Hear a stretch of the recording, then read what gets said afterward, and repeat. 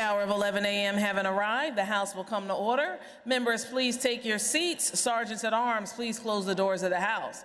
Prayer today will be offered by our colleague, Representative Mattson. Immediately after prayer, we will recite the Pledge of Allegiance. Members and guests, please rise as able.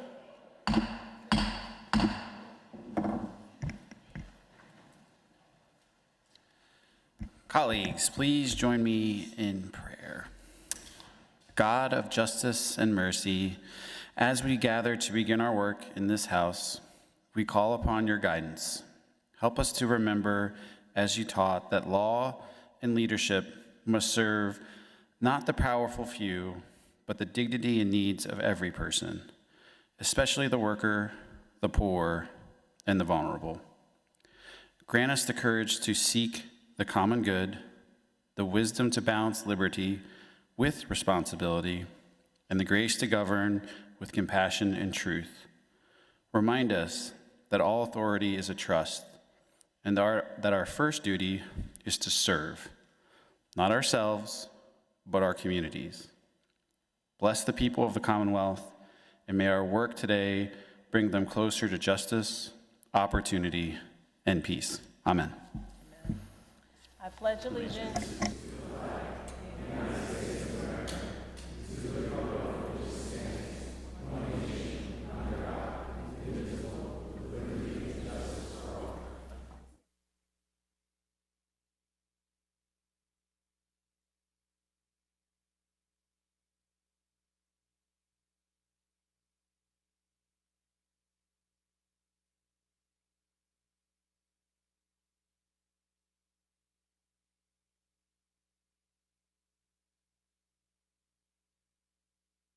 Sergeant at Arms will open the doors of the House. Members and guests, please take your seats. Without objection, the approval of the Journal from Tuesday, June 3rd, 2025 will be postponed until printed.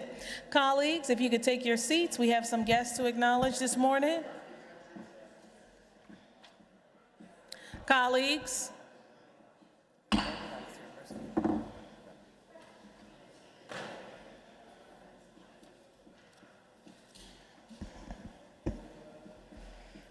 This morning in the back of the House, it's the chair's honor to welcome some special guests. We have the 2025 clerks from the Pennsylvania Association of Justice Diverse Mentoring Initiative. They're all first-year law students who are paired with law firms to experience civil trial work from the plaintiff perspective. Please take your seats.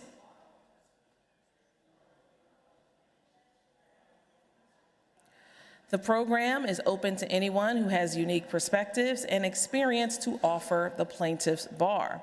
In the back of the House, I'll be saying all the names. We have Newell Chie at Temple University Beasley School of Law. Please stand when I say your name. We have Alan Herrera Flores from Temple University's Beasley School of Law. We have Philip Huang from Temple University Beasley School of Law, Karina Cruz, also from Temple University, Marcelis Perez from Temple University, India Gettings from Temple University, Justice Maury from the chair's alma mater, Villanova Law, Allison Nelson from Villanova Law, Ian Malone from Villanova Law, Christian Kurian from Villanova Law, Emily DiMartino from Villanova Law, Michaela Smith from Drexel Klein Law School, Madison Leonard from Drexel, Mara Edwards from Drexel, James Bray from Drexel, Elvin Gilliford from Rutgers, Crystal Darcelin from Widener, Isabella Krakic from Syracuse, Ariana Gutima from Penn State Dickinson, and with the entire cohort, please stand. We appreciate you being on the floor of the House and look forward to all you'll bring to the profession.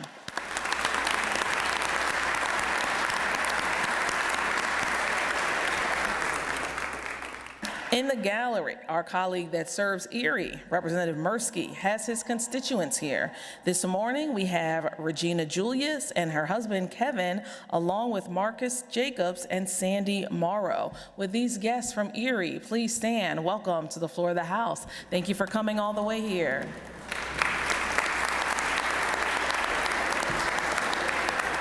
Representative Metzger, who serves Somerset, has special guests in the gallery this morning. The Berlin Brothers Valley Lady Mountaineers basketball team. The Lady Mountaineers won first place title in the 2025 PIAA Class 2A State Girls Basketball Championship. This is their second championship in the program's history. Congratulations to our Lady Mountaineers. We're so proud.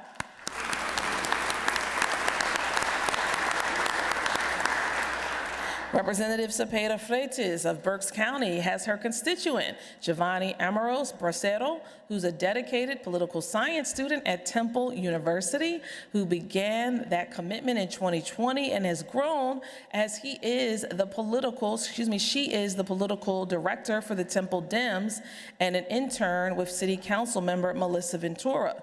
We are so grateful to welcome Giovanni. Giovanni, please stand. Thank you for your work. We're so glad to see you. The gentleman from Lancaster, Representative Miller, has some constituents in the gallery. Today we have Connor Pernice from Lancaster. Connor just graduated from the University of Minnesota. He's an intern with the Veterans Legal Institute. He's preparing to go to law school next year. Connor, where are you? Thank you for your work this summer and welcome to the floor of the House.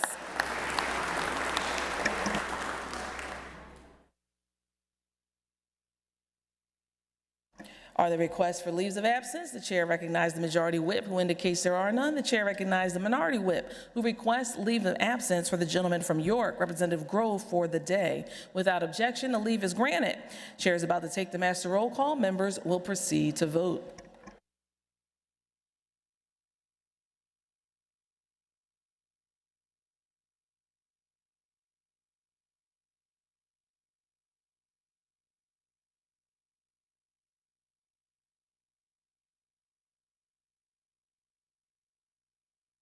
Have all the members voted? Have all the members voted?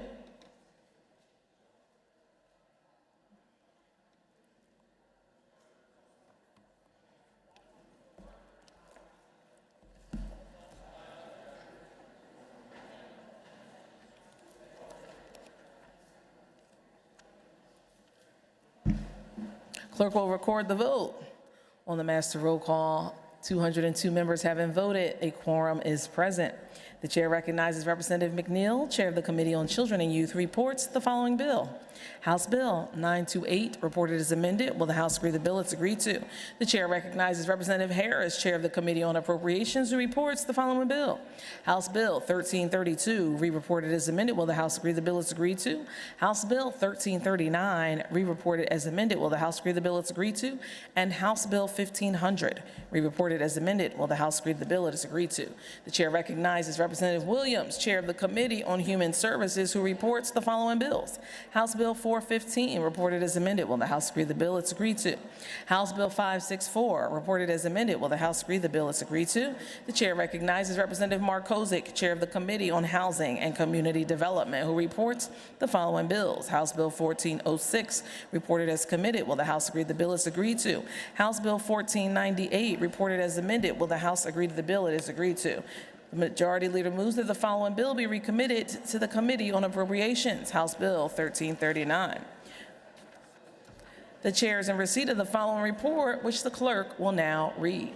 A report from the Joint State Government Commission Advisory Committee on Descendants Estate Laws regarding the release of the latest report titled Probate Estates and Fiduciaries Proposed Amendments to Title 20 Pennsylvania Consolidated Statutes.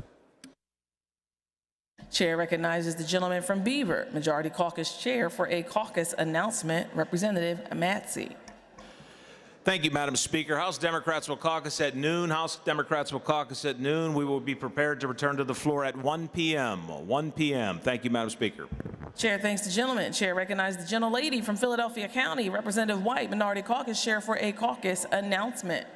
Thank you, Madam Speaker. Republicans will also caucus at noon and plan to return to the floor at 1 p.m. Again, Republicans are caucusing at noon. Thank you. Chair thanks the gentlelady. Chair recognizes the gentleman from Lackawanna for a committee announcement. Representative Mullins.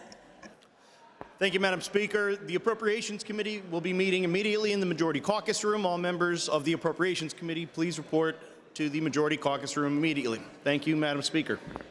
Chair thanks the gentleman. The House will stand in recess until 1:00 p.m. unless sooner recalled by the Speaker.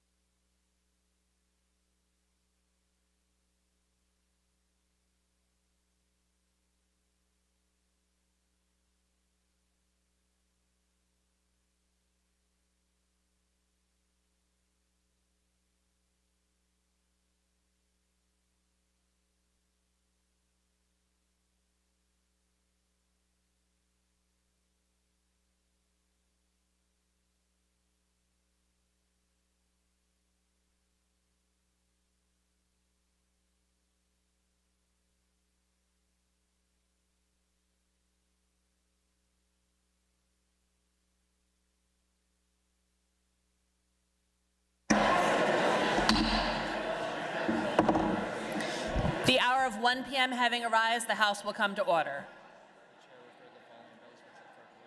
This first. Where's that? The chair referred the following bills which the clerk will read. Referrals June 4th, 2025. House Bill 1553 to Commerce, Senate Bill 682 Environmental and Natural Resource Protection, House Bill 1555 to Finance, House Resolution 249, House Resolution 251, Senate Bill 411, those three to Health, House Bill 1550 Judiciary, House Bill 1554 State Government, Senate Bill 89 Veterans Affairs, and Emergency Preparedness.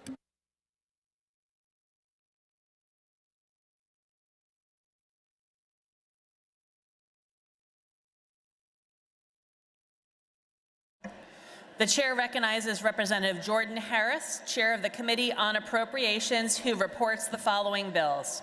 House Bill 463, re-reported as committed. Will the House agree to the bill? Agreed to.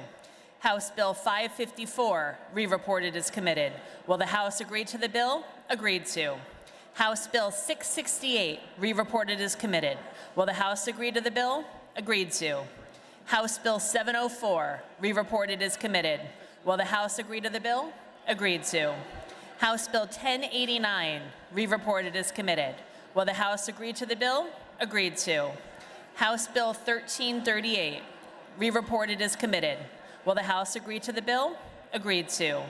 House Bill 1334, re-reported as committed. Will the House agree to the bill? Agreed to. House Bill 1335, re-reported as committed. Will the House agree to the bill? Agreed to. House Bill 1336, re-reported as committed. Will the House agree to the bill? Agreed to. House Bill 1337, re-reported as committed. Will the House agree to the bill? Agreed to. House Bill 1338, re-reported as committed. Will the House agree to the bill? Agreed to. House Bill 1340, re-reported as committed. Will the House agree to the bill? Agreed to.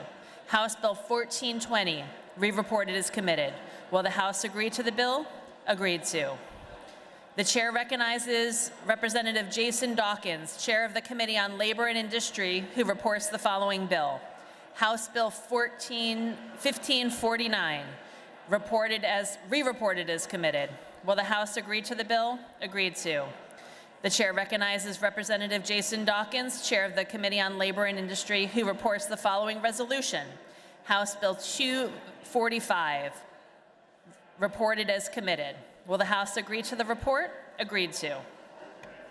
The chair recognizes Representative Jared Solomon, Chair of the Committee on Veterans Affairs and Emergency Preparedness, who reports the following bills. Senate Bill 130, reported as committed. Will the House agree to the bill? Agreed to. Senate Bill 308, reported as committed. Will the House agree to the bill? Agreed to. The chair recognizes Representative Jared Solomon, Chair of the Committee on Veterans Affairs and Emergency Preparedness, who reports the following resolutions. House Resolution 206, reported as committed. Will the House agree to the report? Agreed to. House Resolution 234, reported as committed. Will the House agree to the report? Agreed to.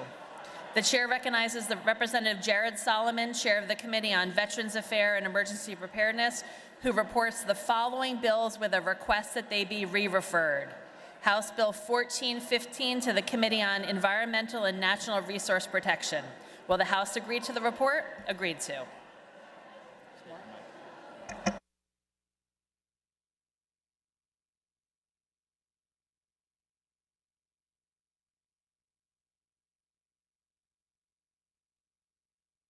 The chair recognizes the Representative Jordan Harris, Chair of the Committee on Appropriations, who reports the following bill.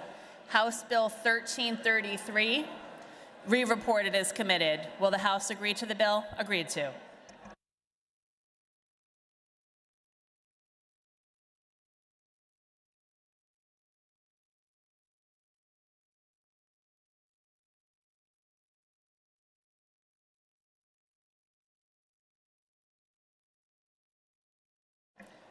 The House will come to order. We have some very special guests to recognize. Members, please take your seats.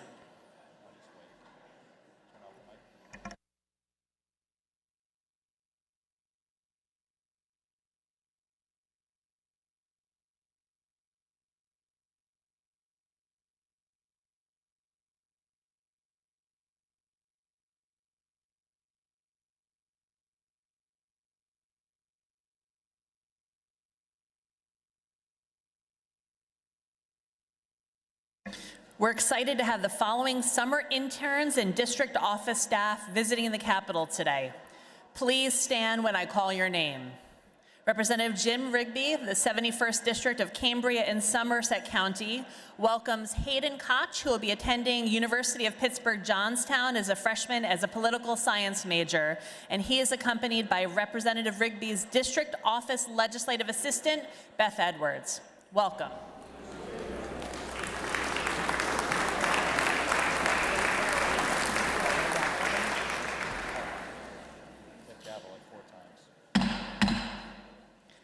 The House will come to order.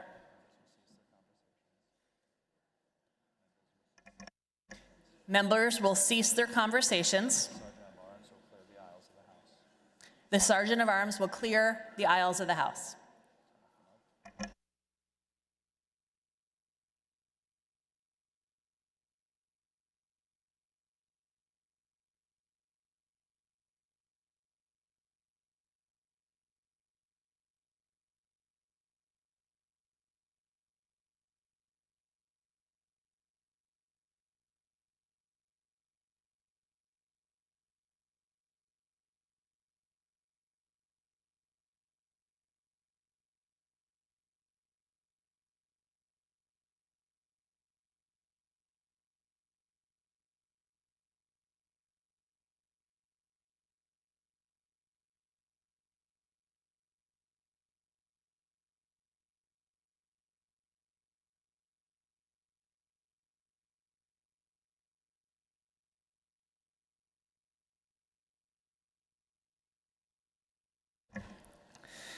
Again, we're recognizing summer interns and district office staff who are visiting the Capitol today.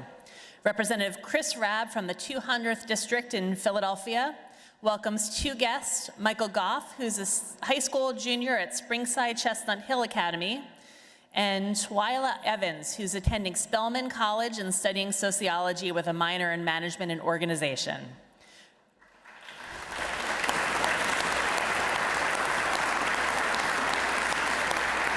Representative Melissa Schusterman from the 157th District in Chester County welcomes two guests, Jordan Jakal, a graduate of Conestoga High School and is currently enrolled as a political science major at Bernard College, and Lawson Miller, a graduate of St. Joseph Prep, who is currently studying philosophy, politics, and economics at the University of Pennsylvania. Welcome.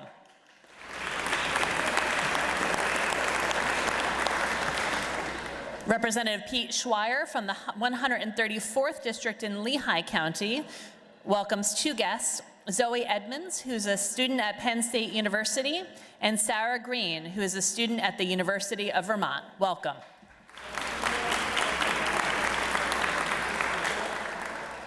Representative Cheryl Delosier from the 88th District in Cumberland County welcomes Sarah Gerdness, who will be a sophomore at the Catholic University of America this fall. Welcome.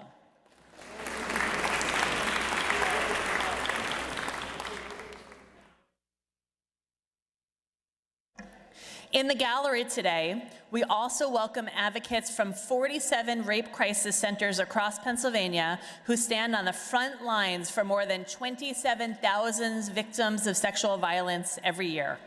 Their work, providing 24-hour crisis response, advocacy, and healing, is nothing short of life-saving, and our Commonwealth is stronger because of their encouragement and commitment. Some of the organizations represented here today are Pittsburgh Action Against Rape, Allegheny County, WAR, Philadelphia County, Passages Incorporated from Clarion, Clearfield, and Jefferson County, Center Safe from Center County, SARC from Lebanon and Schuylkill counties, NOVA from Bucks County, Safe Berks from Berks County, Arise from Lawrence County. Thank you all of you for your important work.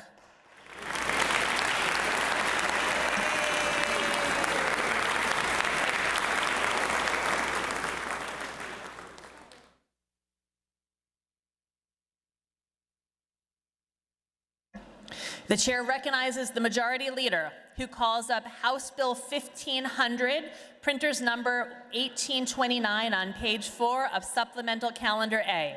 Will the House agree to the bill? Agreed to. The clerk will read the title and a brief description of the bill. This bill amends the public school code to make updates to the charter school law as it relates to cyber charter schools. This bill has been considered on 3 different days and agreed to. The question is, shall the bill pass finally? On this question, the chair recognizes the gentlelady from Philadelphia County, Representative Isaacson. Thank you, Madam Speaker. What we have before us today, House Bill 1500, which in short is a comprehensive and multifaceted approach to meaningful cyber charter reforms for Pennsylvania. This bill is the result of repeated and urgent calls to update our Commonwealth's outdated charter school law. This proposal is about fiscal responsibilities and aligning tuitions that to the actual cost provided in cyber education. The call for cyber charter reforms is not new. A recent survey of the 500 school districts in Pennsylvania found that 472 of them, or 94%, have passed resolutions calling for meaningful cyber charter reform. Not long after that survey came out, our State Auditor General released his report on the performance audits of several Pennsylvania cyber charter schools. The audit uncovered egregious, wasteful, and questionable financial practices of these cyber charter schools, and the Auditor General himself highlighted the need for meaningful reforms of our charter school laws as the solution to these problems. As a result, the House Education Committee went on statewide informational meeting tours to discuss meaningful cyber charter school reform. We heard from several school administrations, advocates for various educational organizations, and from representatives of cyber charter school industry. The meaningful discussion helped to highlight the areas that will make the most significant impact for our students and our school districts. This bill, House Bill 1500, focuses on 3 crucial changes: cyber charter funding reforms, transparency, and parity with school districts. By setting standardized statewide special and regular education tuition rates, increasing transparency measures, and holding cyber charters accountable to the same reporting requirements that school districts are required to, we can ensure taxpayer dollars will not be wasted or squandered, and we will actually be able to use to benefit student education. Cyber charter school reform is absolutely essential, and there is no denying the growing bipartisan support, and I ask for an affirmative vote. Thank you, Madam Speaker.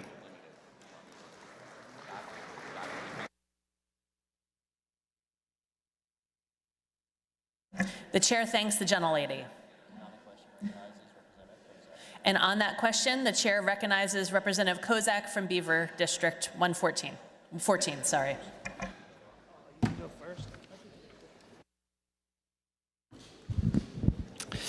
Thank you, Madam Speaker. I rise today in opposition to House Bill 1500. Prior to being blessed with the opportunity to represent the great people of the 14th District in Beaver County, I spent a decade in the Pennsylvania Cyber Charter School as an advisor and a high school history teacher. I had also previously spent time in a brick and mortar setting, so I have experience in both environments. Every year that I served in these roles at the Cyber Charter School, students and their families had to sweat out what Harrisburg politicians would do to the education they chose and believe was best for them and their children. Well, unfortunately, this year is no different for cyber charter families.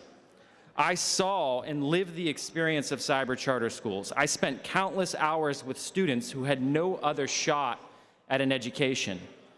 From the inner cities of Philadelphia, Pittsburgh, and Harrisburg to the most rural and remote parts of our state, students found not just a second chance at their education, but many times stuck in a system on their 3rd, 4th, or even 5th and final shot. So often, these students saw cyber charters as a beacon of hope for them, a place of respite from the troubles and/or traumas that plague them in their lives.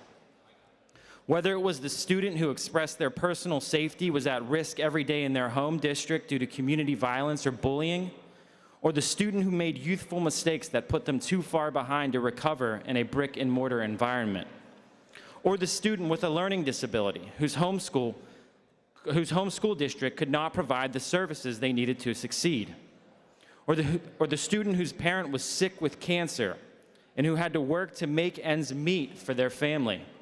All of these students, who, by the way, are very real stories directly from my experience, all of these students with unique situations and scenarios communicated to me and to other colleagues, often with deep emotion, that the ability to have a choice, and that choice being Cyber Charter, gave them renewed hope that they could accomplish what they previously thought was unattainable. They found again what they thought they ultimately lost. And seeing those kids walk across the stage at graduation who never thought they could do it, and then receiving that thank you note from them and how our school changed their lives, reminds you as an educator on those hard days why you care so much about this in the first place. Listen, no one in the Cyber Charter world that I've worked with or talked to believes reform is not needed. We all recognize the reality that we're dealing with laws and funding mechanisms that were passed even before the turn of the millennium.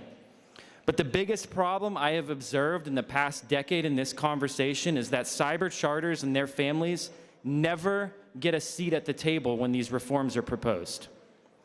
You know, it was said in committee by a colleague after this bill was dropped in our lap over the weekend, only a few days before voting on it in committee, that, well, it's June, we have to do something. We've been here 5 months already, and before I was here, many years. There's a way to do this right, and this bill is not the way. Make no mistake about it, this bill's passage, the way it's written, will ultimately lead to the end of Cyber Charter schools and silence the families of 60,000 plus students.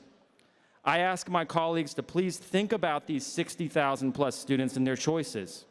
The hundreds of thousands, if not millions of families at this point that have chosen Cyber Charters over the years because they knew what was ultimately best for them, not a zip code or a politician. And again, many, many times it was their last and only chance left. Ultimately, the state does not know what your kids need. You know what your kids need. These parents and guardians and students who chose Cyber Charter know what their kids need. Choice in education is paramount. I ask for a no vote on HB 1500 for all those kids that wouldn't have had a chance if it weren't for the Cyber Charter option that they had. Many of those students who now with a Cyber Charter diploma in their hands are leading lives they never thought possible. We can do this the right way, fairly and equitably. This bill is not the right way.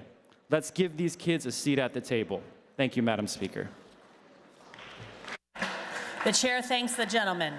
And on that question, the chair recognizes the gentlelady from Philadelphia, Representative White.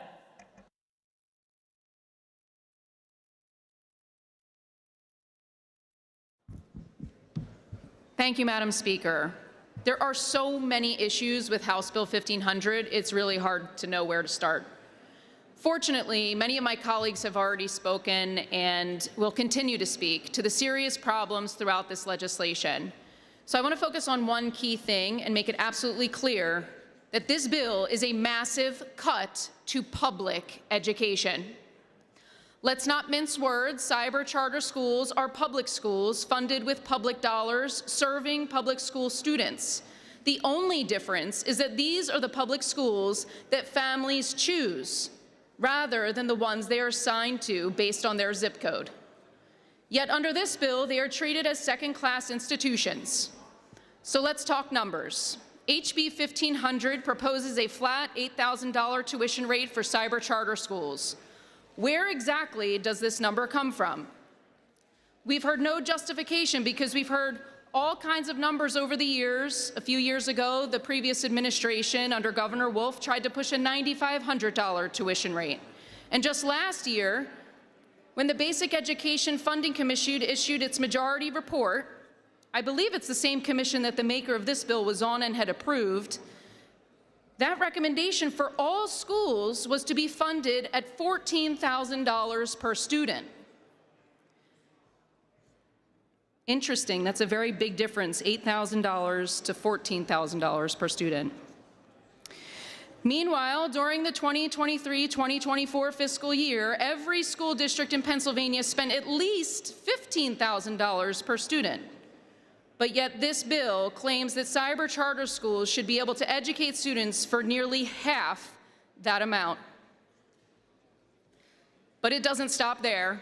This bill also empowers the state to seize reserve funds from cyber charter schools, reserves that are often used to cover future expenses, IT upgrades, or unforeseen expenses, all while the traditional public schools in Pennsylvania are sitting on over $7 billion in reserve funds. So this 30-page bill can really be summarized in one simple equation. Let's do the math. Setting a tuition rate too low for schools to operate, plus confiscating their reserve funds equals shutting down cyber charter schools. That's the real formula in this bill. Let's talk about accountability, because that word does get thrown around a lot on this floor. So let's dive into the public school accountability. Over the years, particularly this past decade, let's ask ourselves how many public school districts are facing massive deficits or have been forced into financial recovery due to mismanagement and lack of accountability. We can talk about Philadelphia and their recent OIG report indicating massive financial mismanagement and poor oversight. How about the Harrisburg School District or Chester Upland? Madam Speaker, point of order. Yes, Mr. Speaker. The gentlelady will suspend. Madam Speaker, I believe the gentleman will state his point of order. Thank you, Madam Chair. Madam Chair, I believe the gentlelady is far afield, and I would ask that the Speaker bring her back to the legislation in question.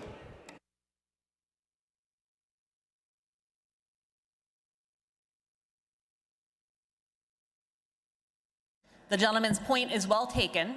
The gentlelady will restrict her remarks to the bill before us, which is House Bill 1500. Gentlelady may proceed. Thank you, Madam Speaker. So House Bill 1500 talks about accountability and asking for there to be parity of accountability for our public schools, including those within Phoenixville, Coatesville, Penns Hill school districts. These are where audits have uncovered millions of taxpayer dollars wasted because of poor oversight and financial mismanagement. I think that's an important piece to this conversation. You want to know whether a cyber charter school is working? Ask the parents who choose to send their child there. Nobody is mandating it. Nobody is forcing it. These parents choose a different path because their child's needs weren't being met by the school that they were assigned to. These are the families who are simply looking for results. And in many cases, cyber charter schools have given their children a second chance to thrive.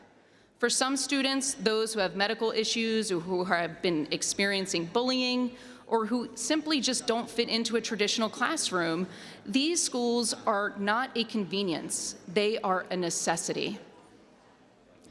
But instead of recognizing that, cyber charters have become the perfect scapegoat for those who have failed to improve outcomes in the very schools that they now claim to defend. Rather than working to fix the system, the gentlelady will suspend.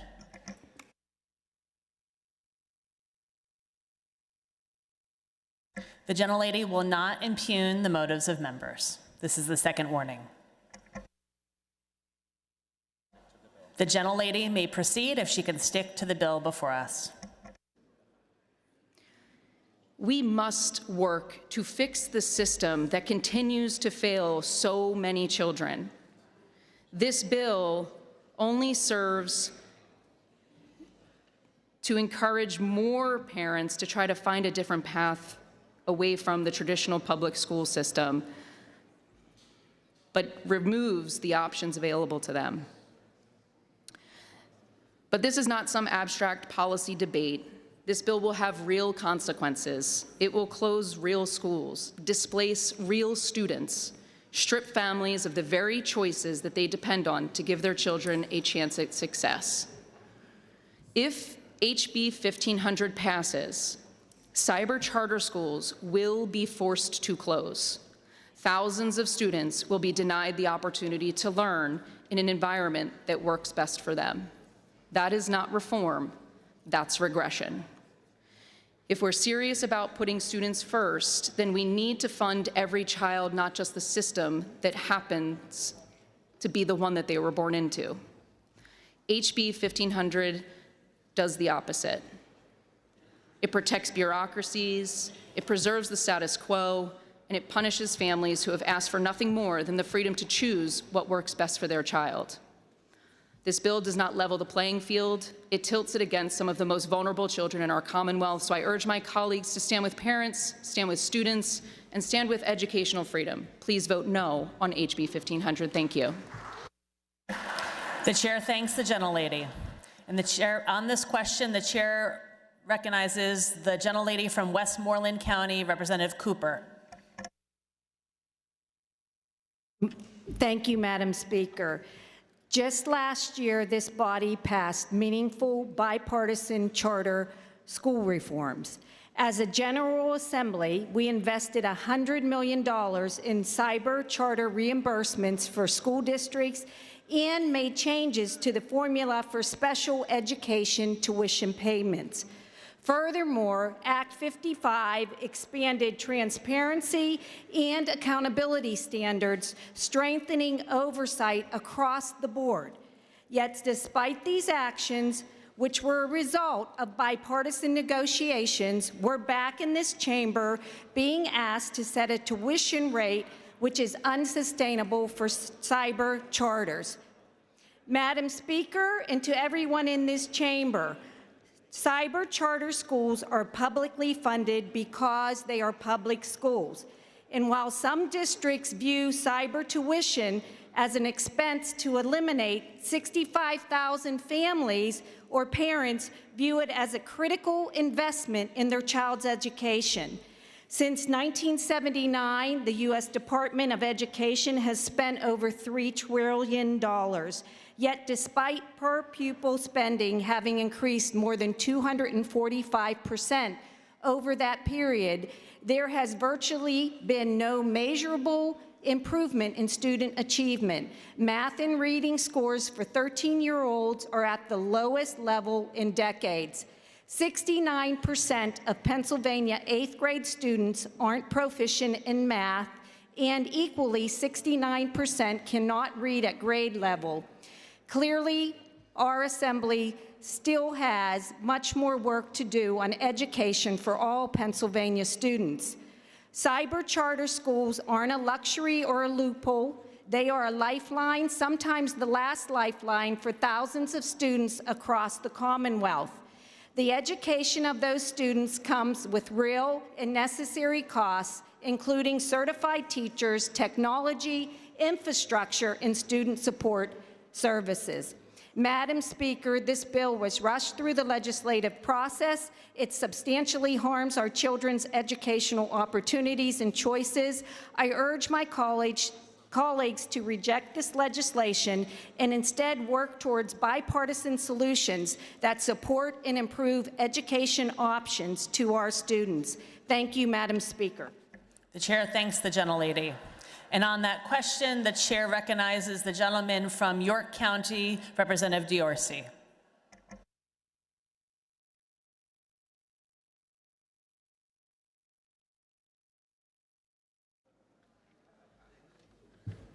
Thank you, Madam Speaker. As the good gentlelady from Philadelphia pointed out, cyber charter students are public school students. Cyber charter schools aren't private entities. Some of the arguments made over the last few weeks purport some very misleading concepts. First among those, this notion that we're taking from public schools and giving to private entities. That's not true. Another is this: we're stealing from or charging brick and mortar public schools, thus depriving them of vital funds. Math doesn't support this argument. A record sum of taxpayer-funded reserve money, some $7.4 billion, sits in accounts across our Commonwealth's school districts. Last year, PDE data shows that over $23,000 was spent on average per public school student in the Commonwealth, and that's good for top 10 in the nation. You'll hear phrases like inadequate funding and historically underfunded when it comes to brick and mortar public education. And I'm not sure how one can reconcile that given the numbers that I just shared. This is the math. But I'd like to key in on the people that this heavy-handed bill would harm. There are 65,000 students across the Commonwealth that, for whatever reason, bullying, learning style, anxiety, anti-Semitism, the need for flexible schedule, the desire for academic specialty, safety, values, even convenience, are opting for cyber charter education. So I would implore you to remember these 65,000 kids when you cast your vote today. These are kids who have value, who deserve an education, and a shot at a bright future. And make no mistake, this bill, with its many restrictions and cuts, shuts the door on those 65,000 kids. I'm not willing to do that. I'm open to reform, certainly with education in general, but specifically with cyber charter schooling. I've said this to stakeholders, I've said it to constituents at hearings, and I've said it in committee. Many of my Republican colleagues would echo this. This bill before us does not look at sensible reform. It attempts to eliminate opportunities for 65,000 kids. I would urge a no vote. Thanks, Madam Speaker. The chair thanks the gentleman. And on that question, the chair recognizes the gentleman from Delaware and Chester County, Representative Williams.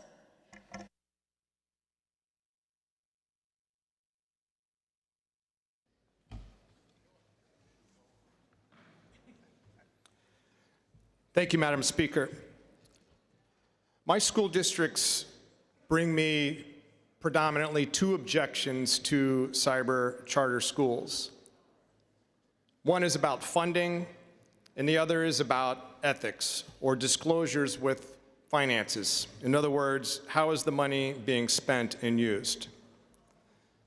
And I agree with their objections. In fact, I have voted for bills previously in this chamber to address some of those objections. And just last year, I was one of 35 Republicans to vote for the Education Code, which took care of some of the financial problems. I'll remind you that in the Education Code, we took $190 million out of cyber charter funding to return it to the schools. And then there's a $100 million line item specifically to our brick and mortar schools to compensate for the losses they were sustaining from cyber charters. What I have never heard any of my school districts say is we need to shut down cyber charters. We heard in the Education Committee this week this quote, "I think competition in education is stupid. I think competition in education has always been stupid." This isn't about competition or stupidity. This is about education choices for our families. I want you to imagine that your family has been stuck generationally in a bad school system. You are in a bad school, you still live in the same school district, your children are in a bad school, and your choices are severely limited. You want to end the cycle of violence in our communities, provide them an education. That has been absolutely proven to have a direct correlation.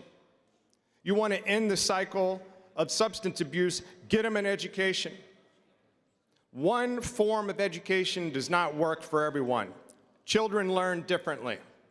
And we have absolutely proven in this Commonwealth that cyber charters can be a success. It isn't about competition with brick and mortar schools. It's about giving our families a choice, an intelligent choice.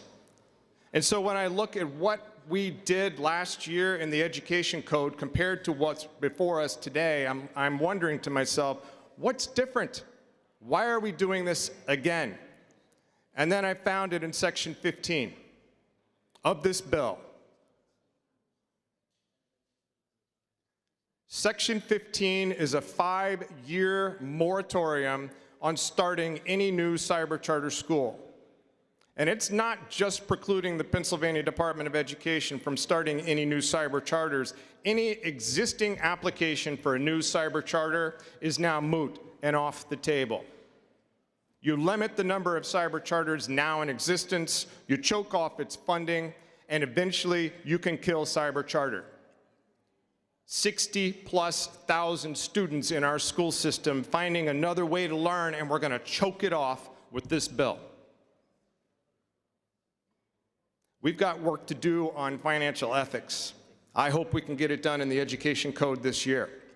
We still have some more work to do for our school districts complaining about equal funding. All they ask is to be treated the same, and I'm here to advocate for them. House Bill 1500 doesn't do it. House Bill 1500 puts us on a path to end cyber charters, and that's what a yes vote does. So I'm asking you today to vote down this bill. Thank you very much. The chair thanks the gentleman. And on that question, the chair recognizes the gentleman from Clarion County, Representative Bashline. Thank you, Madam Speaker. I rise today to voice my grave concerns over HB 1500, which seeks to undermine the educational opportunities of roughly 65,000 cyber charter students across our great Commonwealth. This bill is not a solution, but a punishment inflicted upon our most vulnerable citizens, our children. Education is the great equalizer, the cornerstone of a free and prosperous society.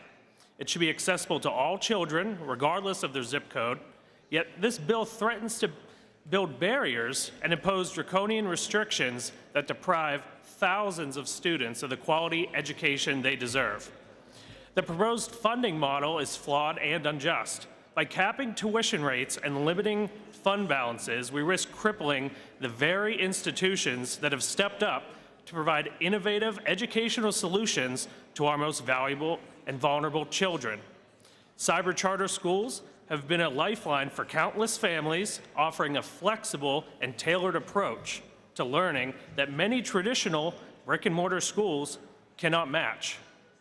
Furthermore, the bill's provisions regarding enrollment restrictions, residency disputes, and the removal of cyber charters from the dispute process are deeply concerning. We should be expanding educational opportunities, not limiting them, because every child deserves the chance to thrive. Madam Speaker, we cannot allow this bill to pass. It is a disservice to our children and a disservice to many cyber charter educators. We must reject this misguided legislation and stand in defense of every child's chance to a quality education, regardless of their circumstances, so that every child has the opportunity to reach their fullest potential. Thank you, Madam Speaker. The chair thanks the gentleman.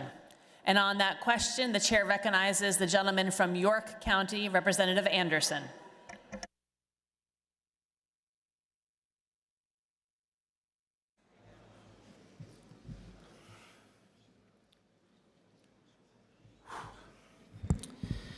I would ask my colleagues this morning in the next 5 minutes or so to please give your attention to the stories that led up to HB 1500 and the stories of the possible results of HB 1500. Edmund Burke, one of the fathers of modern-day democracy, once said, "Your representative owes you not his industry alone, but his judgment, and he betrays you instead of serving you if he sacrifices it to your opinion." Edmund Burke, one of the individuals who created the system we are participating in right now in this very moment, encouraged us to rely first and foremost on our own judgment, a key element of representative democracy. Our judgment on HB 1500 is absolutely critical.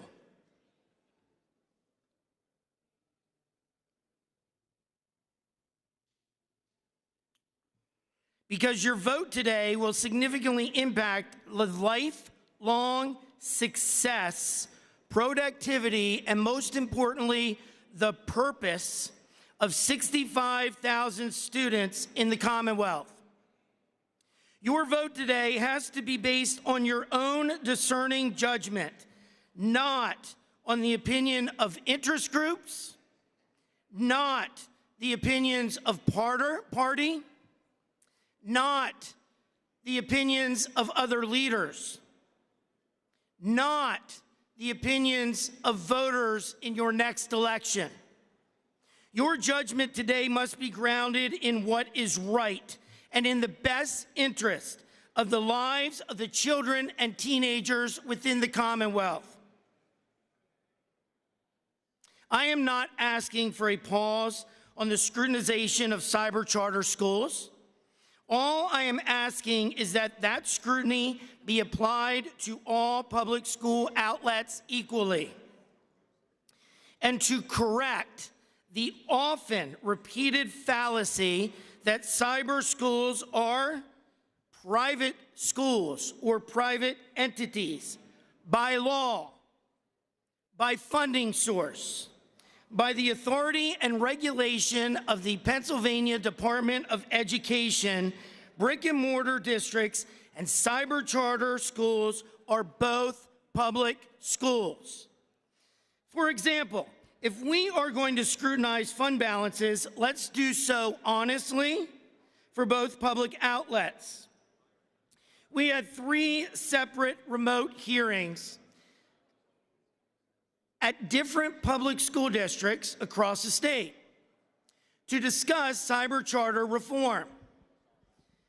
All 3 remote hearings on cyber charter public schools criticized the unreasonable fund balances of cyber charter public schools. This criticism was put forth at hearings being held within legislative districts which were home to brick and mortar public schools who had the same unreasonable fund balances. The only difference was that unlike cyber charter public schools, these school districts were still able and actively raising taxes even though they had the same hundreds of millions of dollars in reserve. This is who we didn't hear from at the hearings. We didn't hear from public school teachers, most of whom are union member teachers who are increasingly fleeing brick and mortar schools to teach in cyber charter public schools. We heard from one. We heard from one kid, one. We did not hear from Reverend Robertson, leader of the Black Pastors United for Education and founder of Rock City Learning Center, by the way, just 10 minutes up the road from the Capitol. The Rock uses a combination of mentors and contracts with cyber charter public schools to save at-risk kids who are failing within the system we desperately fight to protect, with no consideration given to success or failure of schools within the system.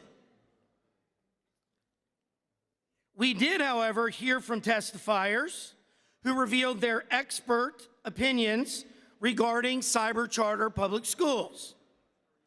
We heard we should have a moratorium, prohibition on activity on cyber charter schools.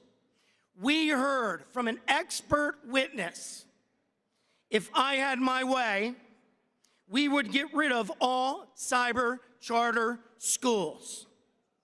Yesterday, while we were reading HB 1500 on second consideration, only 2 working days after its introduction, I was forwarded a message by my district staff. And ladies and gentlemen, members, I believe that God works in very mysterious ways. The text of that message read in part, Mr. Anderson, I got NREMT certified, so now I can work on an ambulance. I just wanted to let you know, I will never forget you. And anyone who has ever talked to you will never forget you.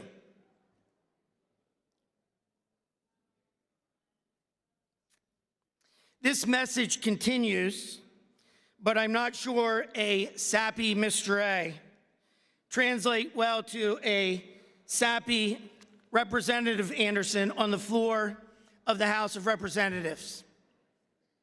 The conversations this young man, Ethan, was referring to were in regards to all of the trouble and conflicts, all the dreaded days Ethan experienced at my own beloved brick and mortar high school where I literally spent most of my adult life.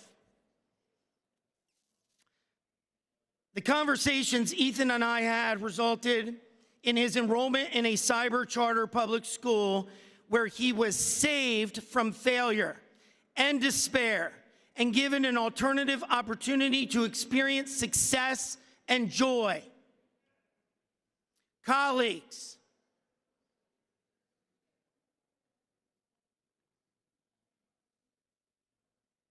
Ethan's story is not an indictment on Northern York Public High School or any public school district.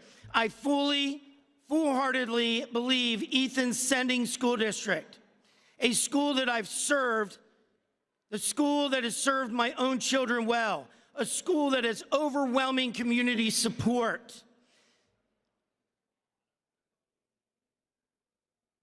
Ethan's story is critical to this debate because it's a real-life story shared not by just Ethan or a few. It is shared by tens of thousands of children and teenagers within the Commonwealth. Capping funding per student at $8,000 will mathematically close all cyber charter schools. It's not an opinion, it's math.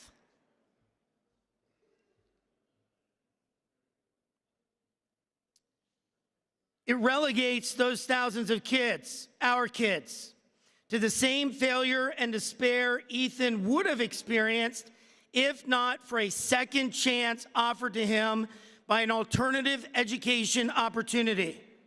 On behalf of these kids, please,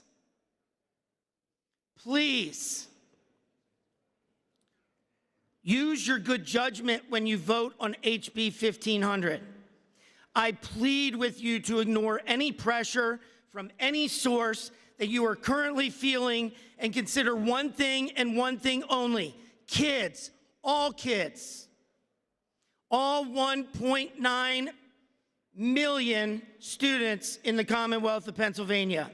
Allow us to go back to the table, come up with a bipartisan solution to hold all of our public schools accountable and provide all students with opportunity, productivity, and purpose to live a life worth living. Today is the 85th anniversary of what many historians believe to be the most important speech of the 20th century. It's Churchill's "We Shall Fight" speech, which inspired the people of Great Britain against tremendous odds to defend their island as the last democracy in Europe against Nazi invasion. I realize, specifically by the sounds of this chamber. The gentleman will suspend. For what purpose does the majority leader rise? I think we've crossed over from hyperbolic to far afield.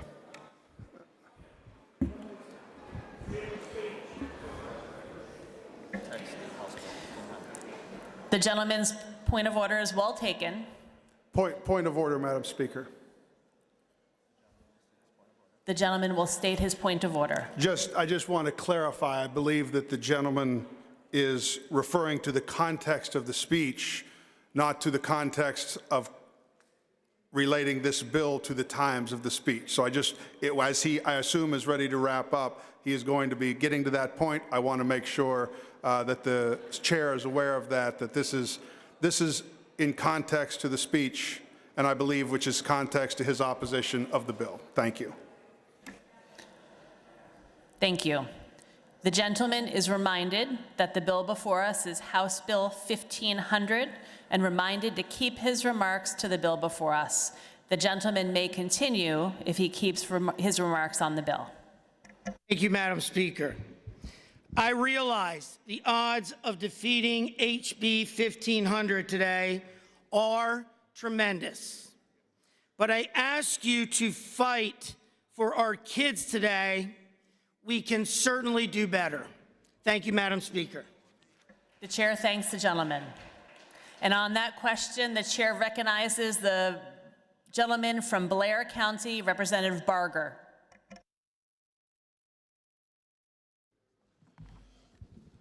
Thank you so much, Madam Speaker. It can feel a little bit like Sisyphus here in the minority every once in a while, but before I put my hands to that stone, let me just offer a brief bit of encouragement to those of my colleagues who are concerned that HB 1500 would remove educational options from students. HB 1500 does not eliminate options, or at least all options, for all of the 65,000 students who are attending cyber schools. No, no, no. It only removes necessary options for the poorest of those students. Take encouragement. As HB 1500 plows forward, the wealthiest families will still have options. And that has to count for something, doesn't it? I hope so, because the poorest among us are picking up the tab for HB 1500. Thank you, Madam Speaker. The chair thanks the gentleman. And on that question, the chair recognizes the Minority Education Chair, Representative Cutler.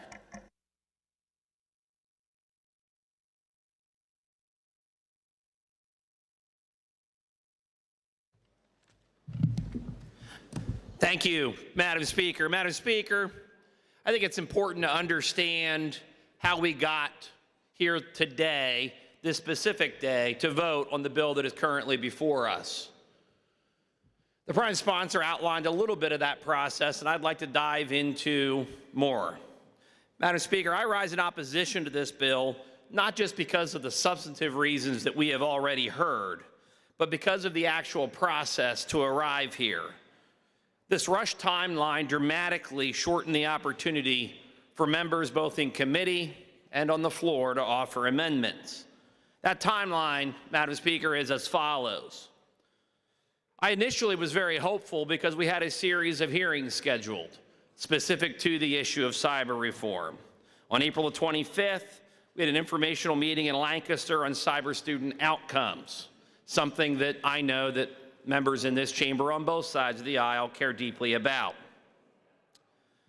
May the 2nd, we had an informational meeting in Johnstown on cyber school costs. May the 8th, we had an informational meeting in Stroudsburg on the governance structure. Leading up to the voting meeting, we had seen a co-sponsorship memo for some time. On May the 27th, a bill number was noticed on our internal system. An email was sent to members with the intent to vote the following Monday, but the language itself was not available. May the 28th, we received an email from the prime sponsor with a copy of the co-sponsorship memo indicating language would be available the next day, but it was not. On May the 29th, we received notice, specifically me as committee chair on the Education Committee, that House Bill 1500 would be removed and that a new resolution was added to our voting meeting for the following Monday. The language for 1500 still not available. On May the 29th, an additional session day was added for May the 30th to accommodate expedited floor action. On that expedited non-voting session day, House Bill 1500 was introduced late Friday afternoon, approximately 4:20, and at about 4:30, House Bill 1500 was once again reinstated to the committee agenda. Madam Speaker, this rush timeline, we've seen it on several big issues this session already. I suppose this is the next one in line. But what that means from an input standpoint for all of us is it severely limits the ability to amend, debate, discuss, get feedback from our constituents and residents. In fact, I would offer Just last evening, when the bill had to be amended in the Appropriations Committee, it was because of this rush timeline. The majority themselves denied the opportunity to amend it on the floor by pre-posting it and moving forward. So instead, it was done in committee after session. The outcome of that amendment, though described as technical, was a cut in special education reimbursement rates. A cut to the special education funds. Now, I don't know if it was poor drafting or bad math, but it needed corrected. Our constituents expect more from us. We're asking for transparency, which I think we all support. We're asking for accountability, and we're asking for better outcomes. This bill focuses solely on cyber schools. I think it should apply to all schools. I also think it should apply to the legislative process itself. There was no transparency, there was no accountability, and I question the outcome. I urge the members to please be a no.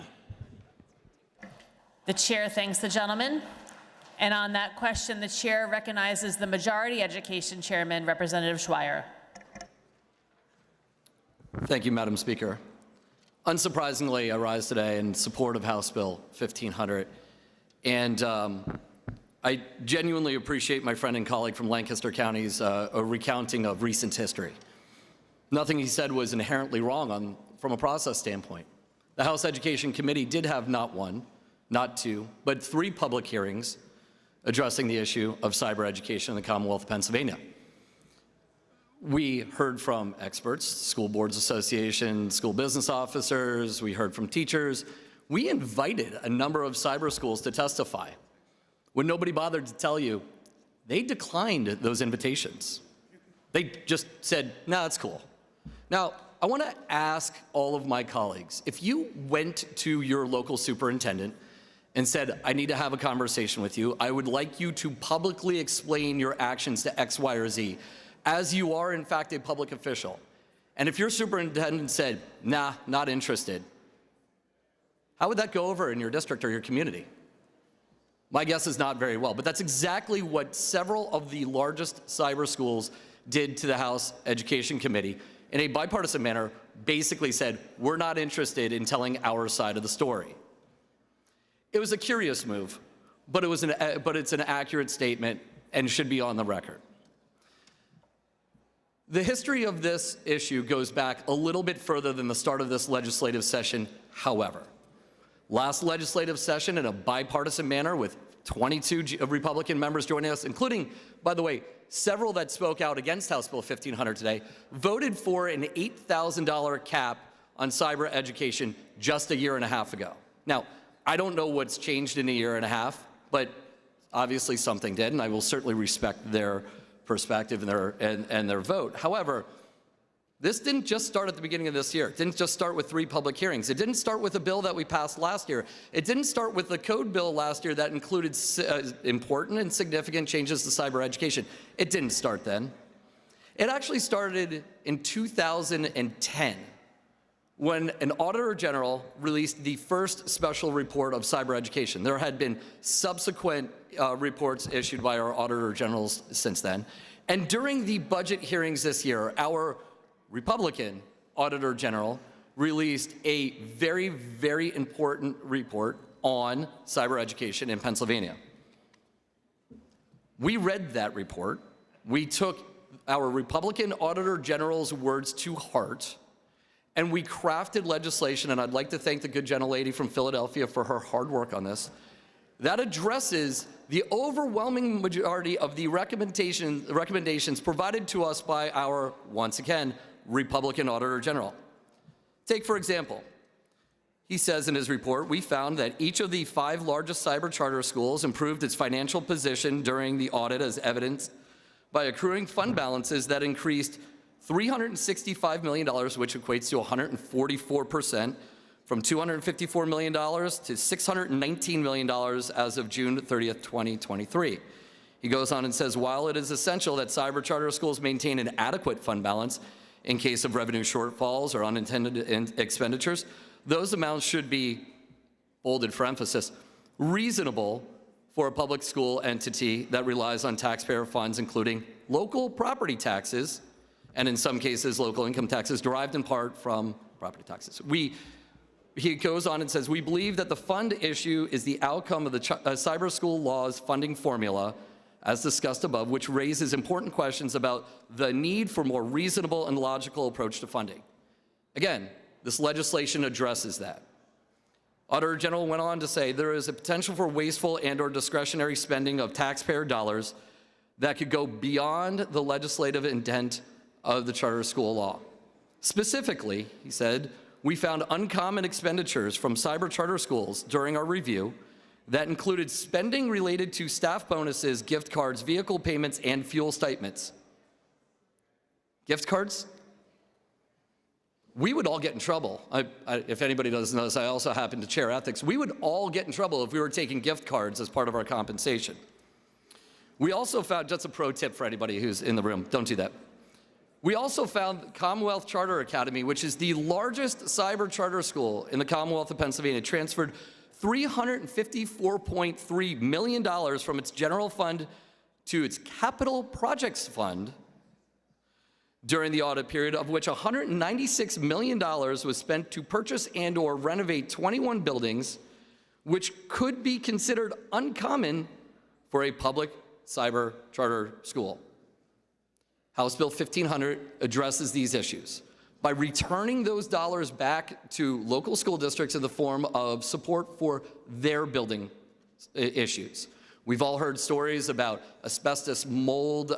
We had a school district that had a high school that was completely flooded out. It would be great to be able to reinvest those dollars in the children and the teachers that we see each and every day in our actual physical public school buildings, as opposed to ones with, I don't know, neon lights all over them.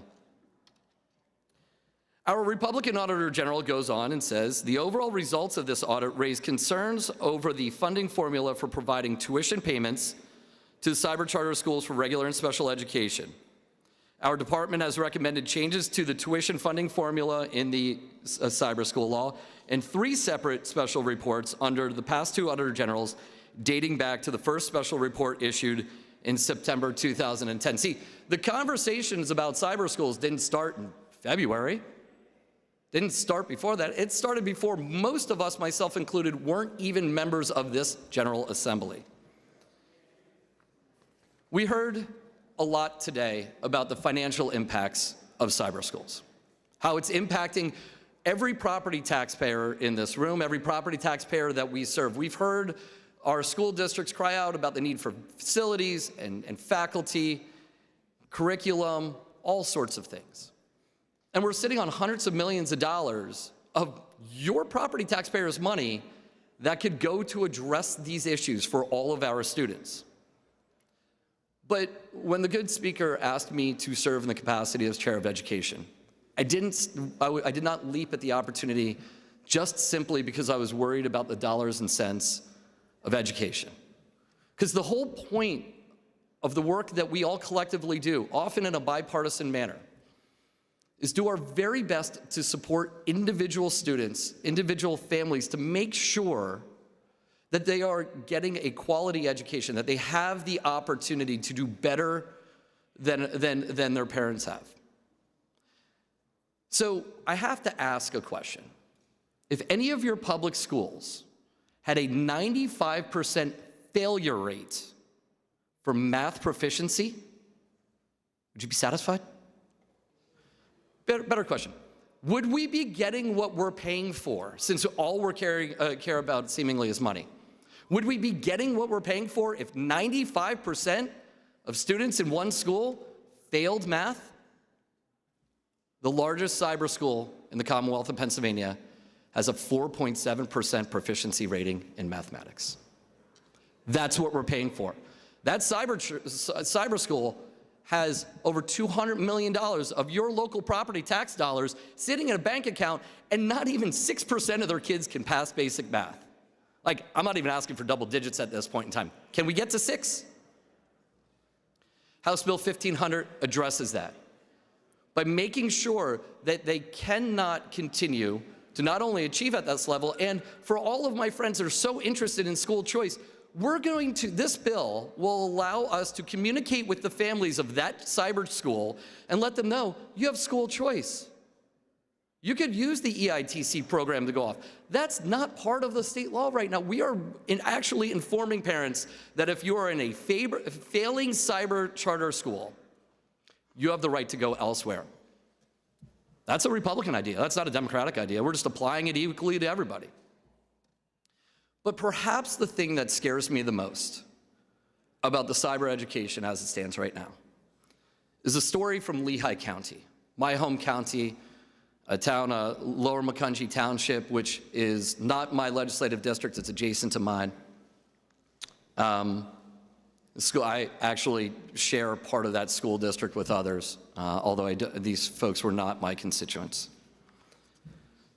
Our Republican District Attorney, Gavin Holohan, announced an arrest earlier this year of 2 individuals for child endangerment and there's several other charges when it was discovered that their 2 twin sons, that were 15 years old, were being starved to death. These are 2 kids that were found on a neighbor's front yard, 15 years old, that were weighing in the 85, 90 pounds each. 2 15-year-old boys. Now, if those boys attended a local public school, a local brick and mortar charter school, a local Catholic school, a local religious school elsewhere, there would have been eyes on those children.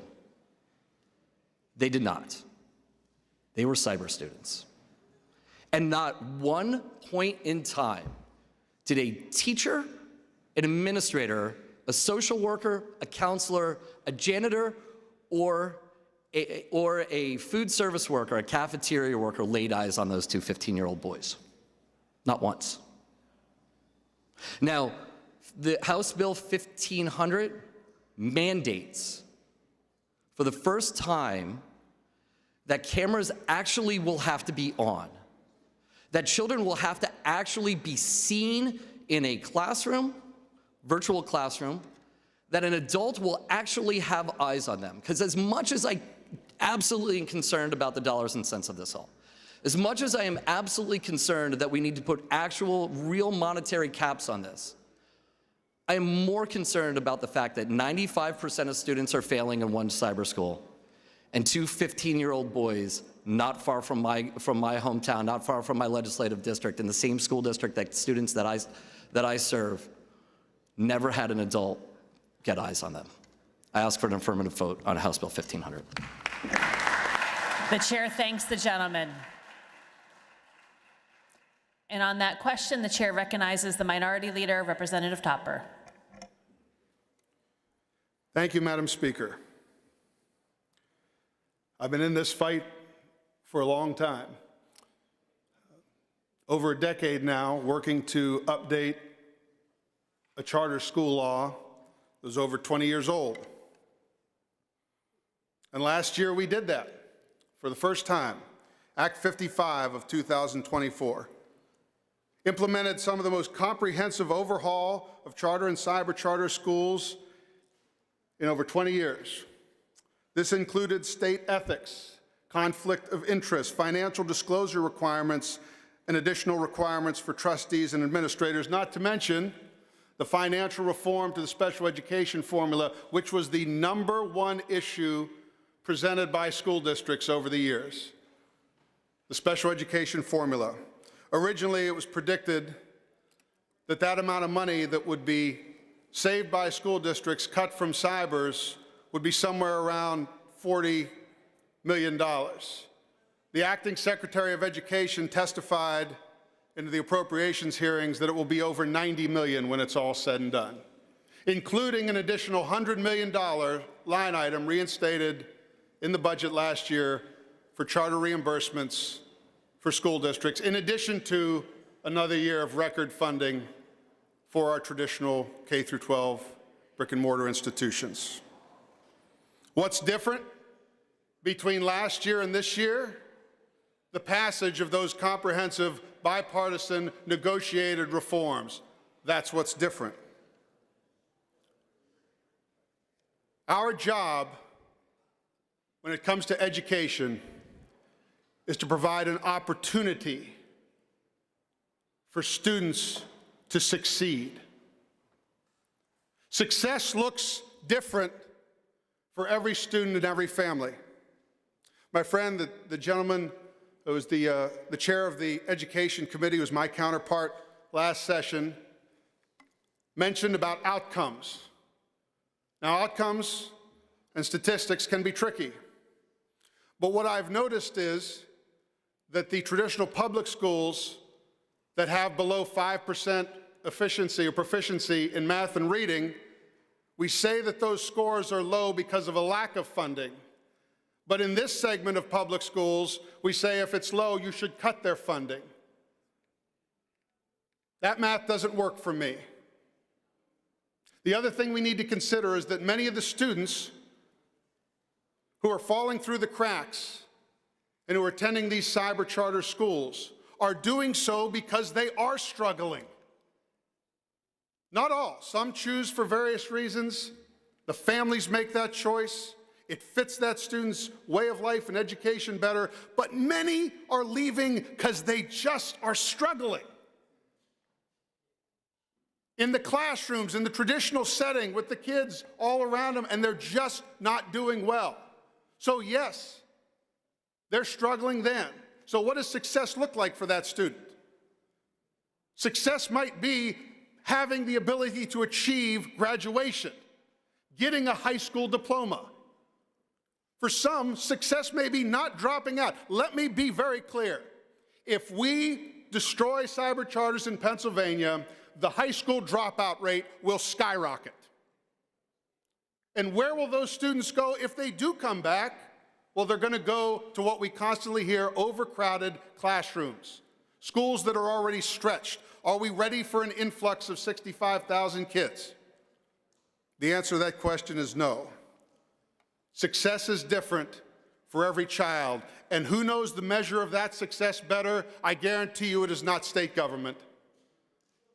It is families.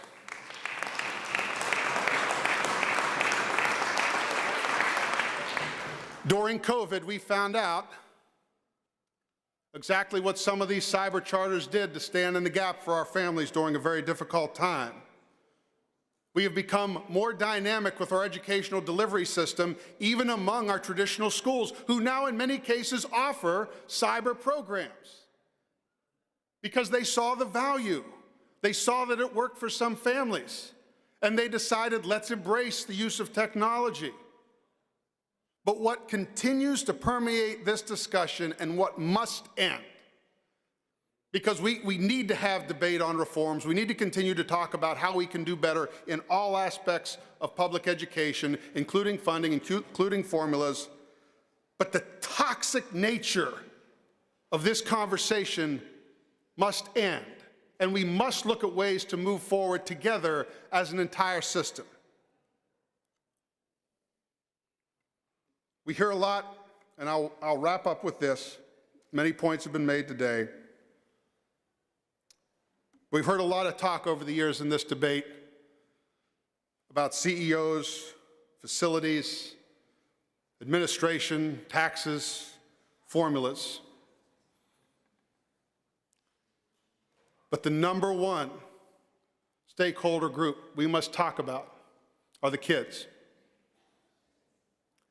And let me assure you that for some of these children, the cyber school option has in fact been their lifeline.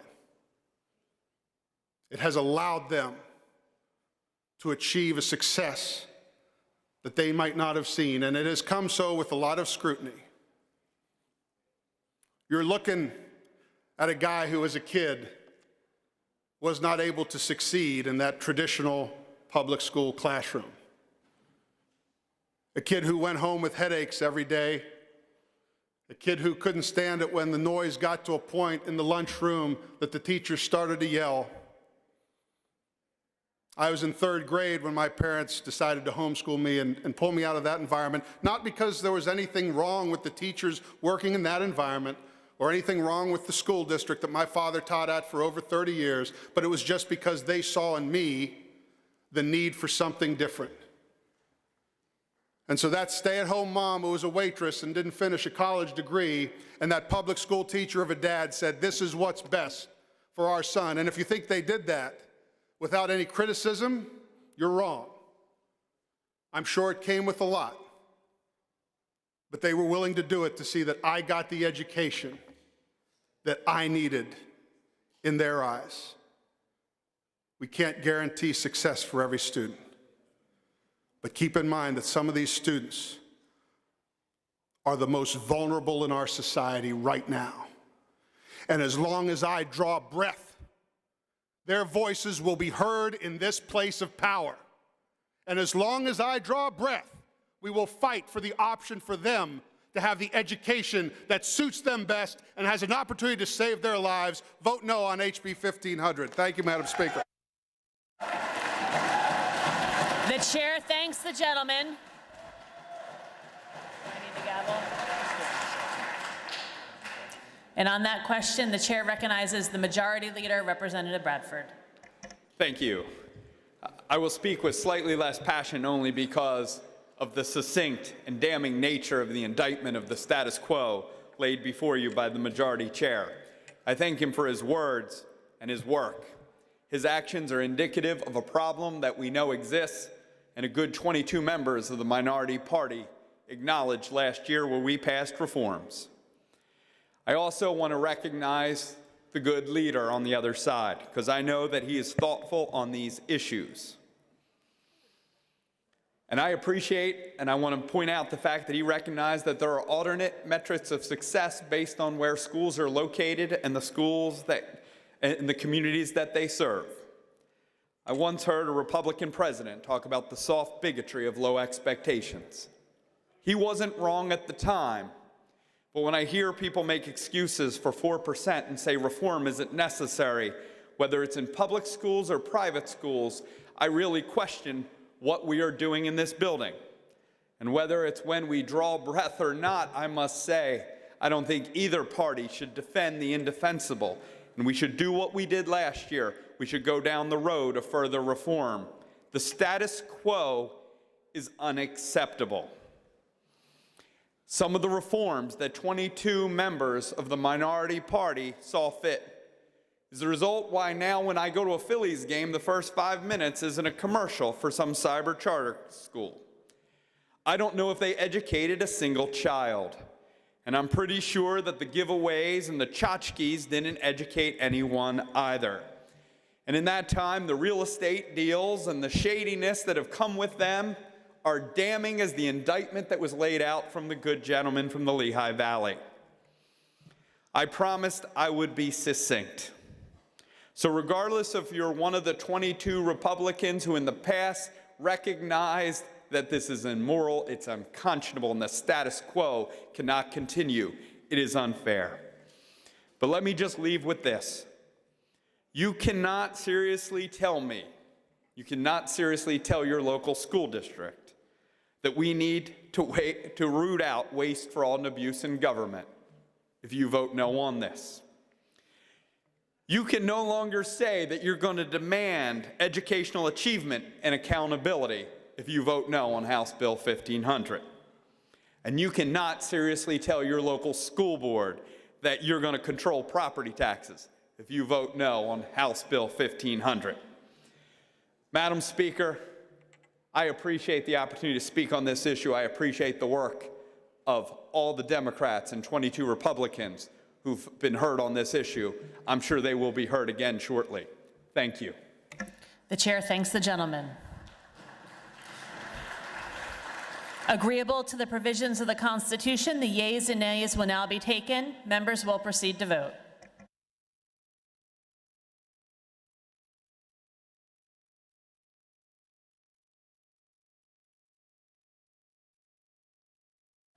Have all the members voted? Have all the members voted?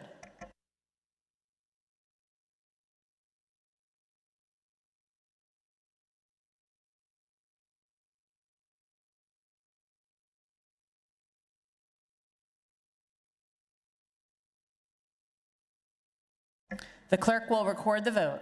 On the final passage of the bill, the yeas are 104, the nays are 98. The majority required by the Constitution having voted in the affirmative, the bill passes finally, and the clerk will present the same to the Senate for concurrence.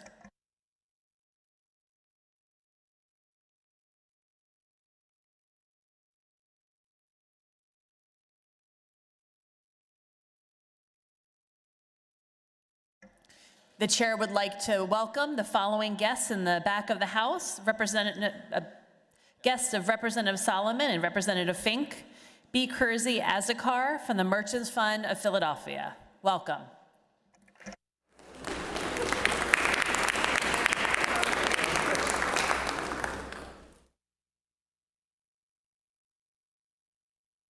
The chair recognizes the majority leader who calls up House Resolution 192, printers number 1377 on page 6 of today's House calendar. The clerk will read a summary of the resolution. A resolution designating the week of June 8th through June 14th, 2025 as Chesapeake Bay Awareness Week in Pennsylvania, introduced by Representative Carol Hill Evans. Will the House agree to the resolution? On that question, the chair recognizes the gentlelady from York County, Representative Hill Evans.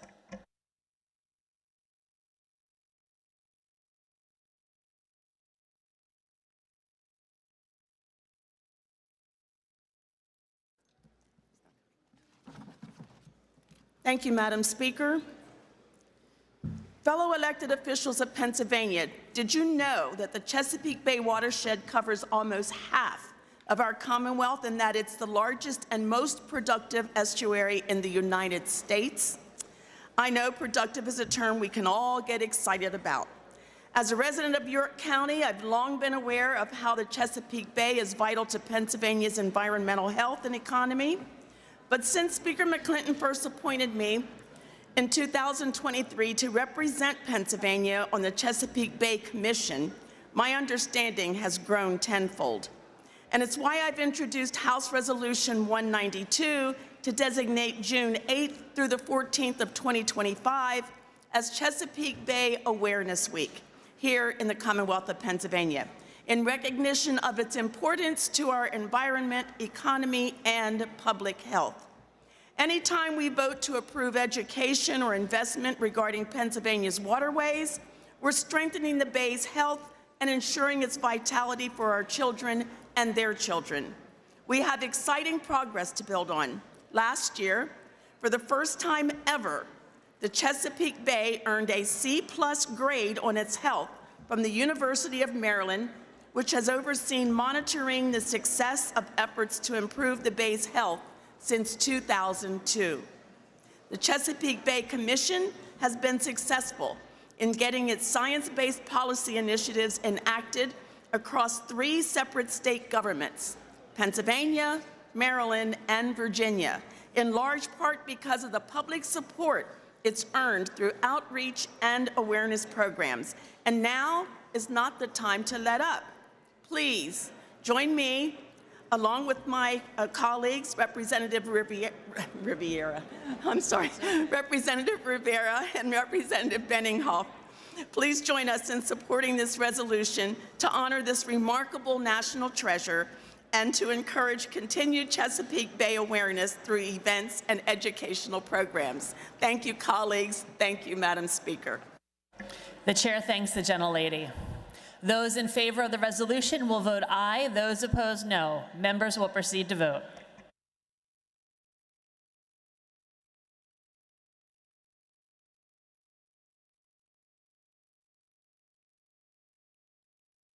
Have all the members voted? Have all the members voted?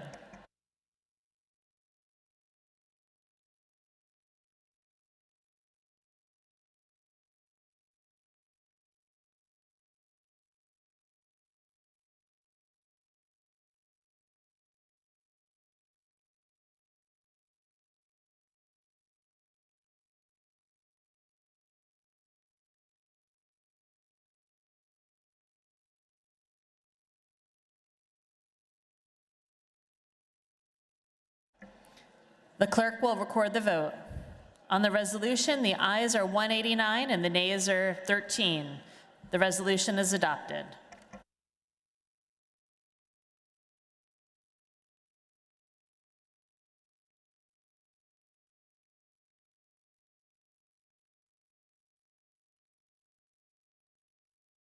The chair recognizes the majority leader who calls up House Bill 30, printers number 00111, on page 3 of today's House calendar. The clerk will read a summary of the bill. This bill eases restrictions on real estate appraiser trainees and appraiser supervisors. Will the House agree to the bill? Agreed to.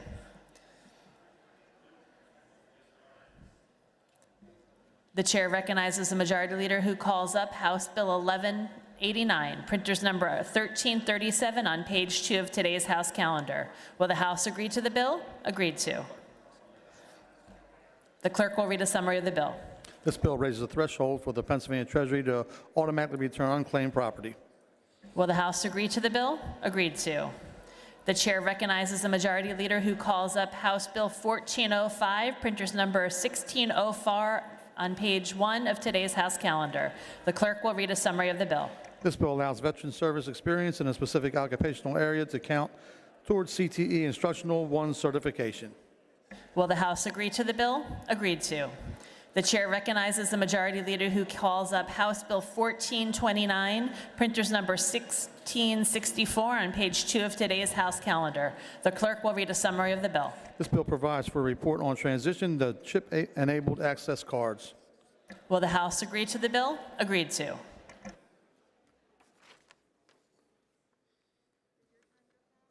The chair recognizes the majority leader who calls up House Bill 191, printers number 1646, on page 1 of today's House calendar. The clerk will read a summary of the bill. This bill amends the public school code by requiring the presence of an AED and one individual certified in CPR and the use of an AED in each school building during school day. Will the House agree to the bill? Representative Brennan offers Amendment A00637. Will the House agree to the amendment? On that question, the chair recognizes Representative Brennan. Thank you, Madam Speaker. This is a technical amendment that clarifies that the underlying bill does not create a private cause of action against our school entities or their officers and employees. I'd ask for a yes vote. The chair thanks the gentleman. Those in favor of the amendment will vote aye. Those opposed, no. Members will proceed to vote.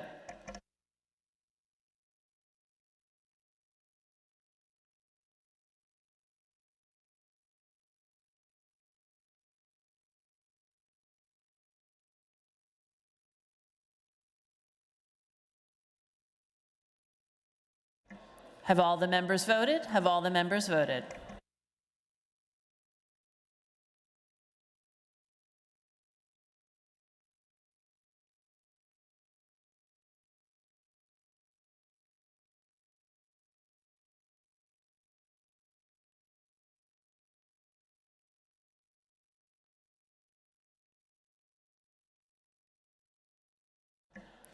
The clerk will record the vote. On the amendment, the ayes are 202 and the nays are 0. The amendment is agreed to. Will the House agree to the bill? Agreed to. The bill as amended will be reprinted. The chair recognizes the majority leader who calls up House Bill 846, printers number 0876, on page 3 of today's House calendar. The clerk will read a summary of the bill. This bill prohibits split rates for prevailing wage projects and add-off-site custom fabrication, HVAC, duct cleaning to types of work subject to prevailing wage requirements. Will the House agree to the bill?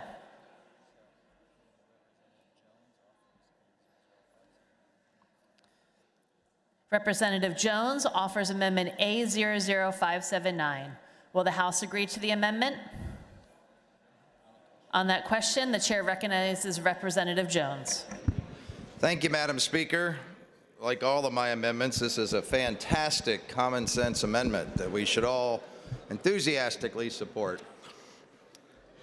Rising housing costs, both rental and purchase, are making it difficult for Pennsylvanians to find appropriate housing for themselves and their families. There is also a lack of housing supply, and the housing stock we have is aging quickly. According to some estimates, Pennsylvania is nearly 100,000 housing units short.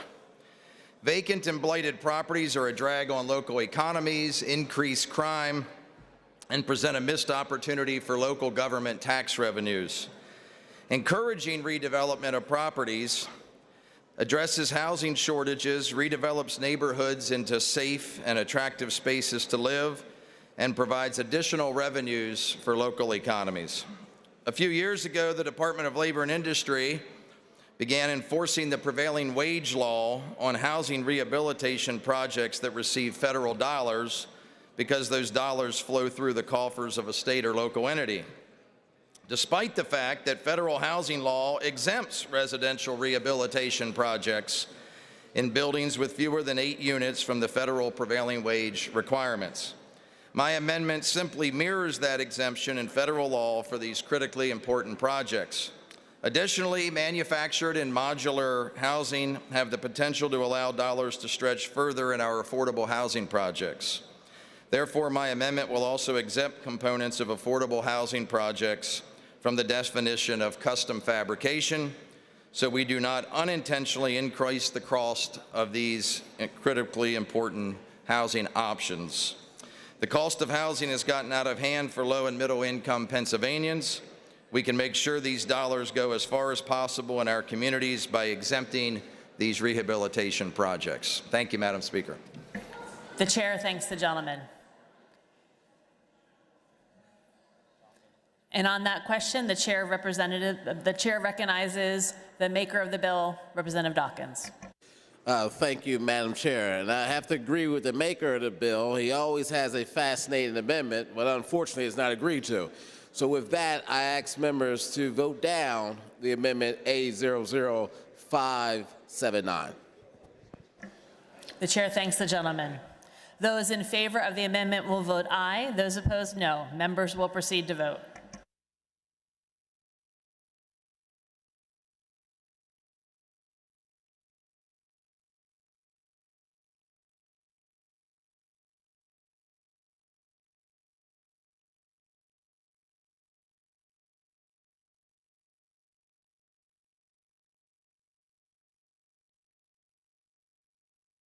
Have all the members voted? Have all the members voted?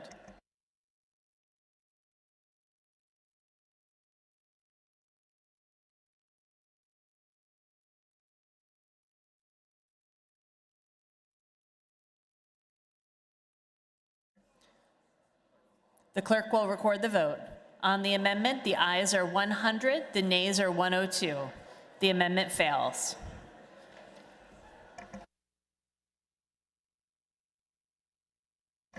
Representative Pickett offers amendment A00650.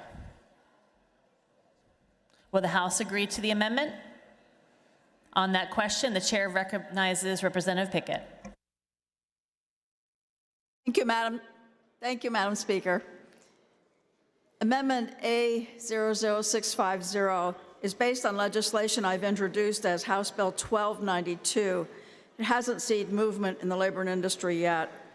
Federal broadband development dollars have the potential to connect large numbers of Pennsylvanians in our rural areas to high-speed broadband internet service. But the Department of Labor and Industry has enforced the Prevailing Wage Act in a manner that will significantly reduce the impact of these federal dollars, greatly minimizing the dollars available. Broadband infrastructure is inherently different from electric line construction, but LNI has refused a request to create teledata-specific job classifications and wage rates for the work that is involved in broadband infrastructure construction. They are relying on the electric lineman classification to classify these workers. Electric linemen do highly skilled and potentially dangerous work. When their wage rates are applied inappropriately to teledata workers, it means that labor costs on broadband infrastructure projects will be artificially inflated, and fewer of our Pennsylvanians will gain access to high-speed broadband internet through this federal funding allocation for Pennsylvania. This increases labor costs by about 30 to 40%. My amendment will fix this enforcement problem by requiring LNI to create classifications relevant to broadband projects. It does not exempt these projects from prevailing wages. It will mean that the broadband dollars will go further by making sure that contractors on these projects pay the rates for the relevant classes of these workers. Not only does this amendment mean improved access in our rural areas to commercial, education, government services, and of course, access in our rural Pennsylvania to vital healthcare services, I hope you'll join me today in supporting our rural Pennsylvania communities to make sure we can get the most bang for our broadband buck. Thank you, Madam Speaker.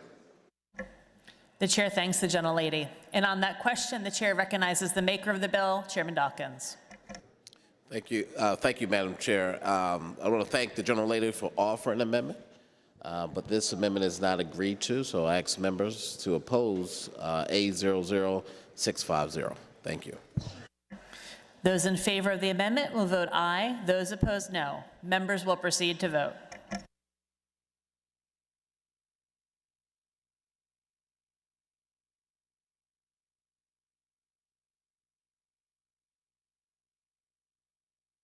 Have all the members voted? Have all the members voted?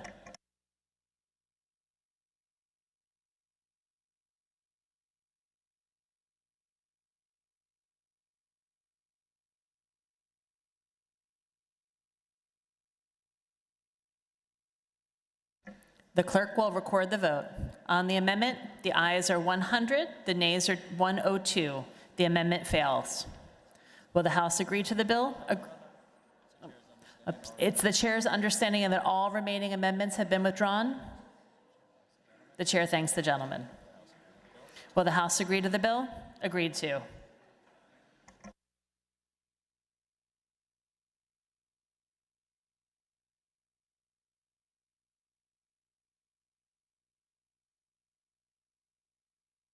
The chair recognizes the majority leader who calls up House Bill 463, printers number 0446 on page 3 of Supplemental Calendar A.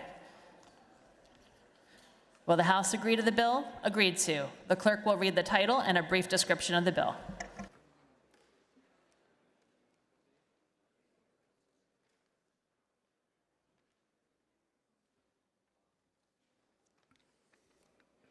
This bill bans speculative ticketing acts or practices. This bill has been considered on 3 different days and agreed to. The question is, shall the bill pass finally? And on that question, the chair recognizes the maker of the bill, Representative Matzey. Thank you, Madam Chair. All the hours late, and it is Wednesday afternoon. It is not snowing in the west, but I will keep my remarks brief. If you don't have it, you can't sell it. That's the gist of the bill before you. It prohibits the resale of a ticket to any event without the seller having possession of the ticket. Again, a very simple, logical consumer protection. If you don't have it, you can't sell it. I appreciate an affirmative vote of House Bill 463. Thank you, Madam Chair. The chair thanks the gentleman. Agreeable to the provisions of the Constitution, the yeas and nays will now be taken. Members will proceed to vote.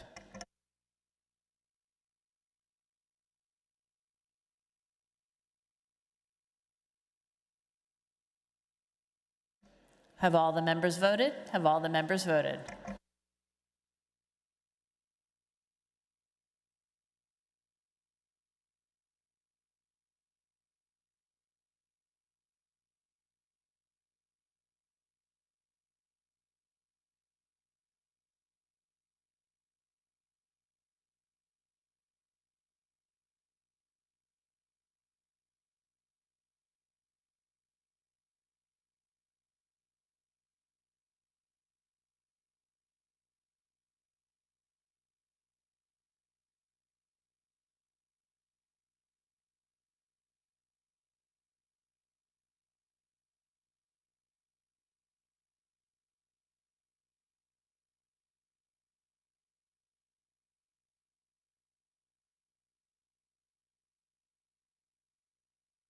The clerk will record the vote. On the final passage of the bill, the yeas are 191, the nays are 11. The majority required by the Constitution having voted in the affirmative, the bill passes finally, and the clerk will present the same to the Senate for concurrence.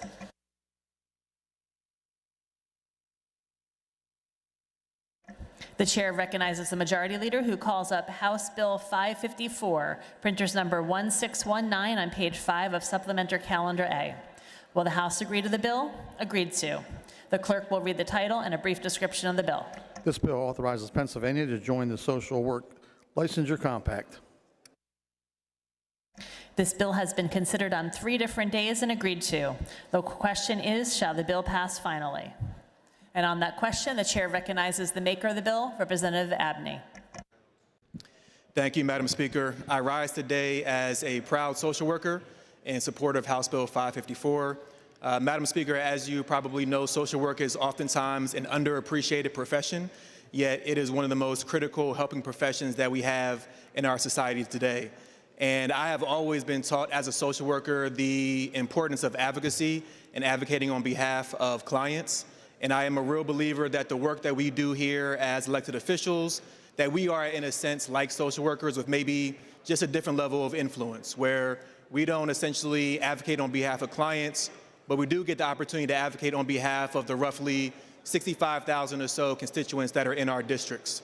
And so it was with great pride that I'm able to stand on the House floor and be able to advocate not only on behalf of my constituents of the 19th District, but also be able to advocate on behalf of my profession of social work. And so, Madam Speaker, House Bill 554, if fully enacted, would allow Pennsylvania to join 26 other states into the Social Work Interstate Licensure Compact. This would allow for licensure portability for licensed social workers in other states within the compact. If they were to move to Pennsylvania, their license would be portable to the Commonwealth, and they would not have to have an interruption in their ability to provide services. This really is a conversation around economic opportunity. This is a conversation around job creation. This is a way where we can create systems to put in place to attract more social workers to the Commonwealth. This is also a conversation around continuity of care between social workers and the clients that they serve. Currently, right now, if a client of a licensed social worker in another state were to move to Pennsylvania, that client would either need the social worker to be licensed in PA, or they would have to find a new social worker that is licensed to work with them.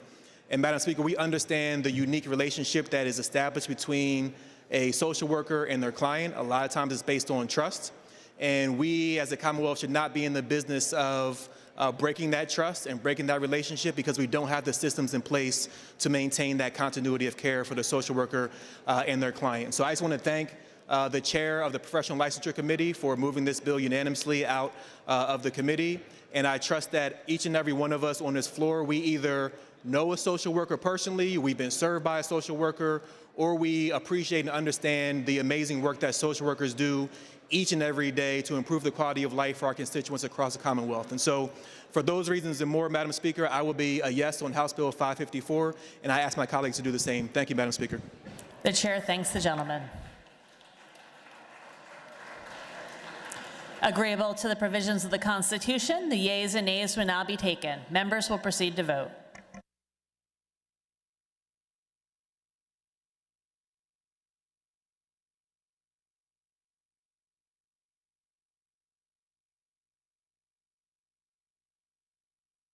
Have all the members voted? Have all the members voted?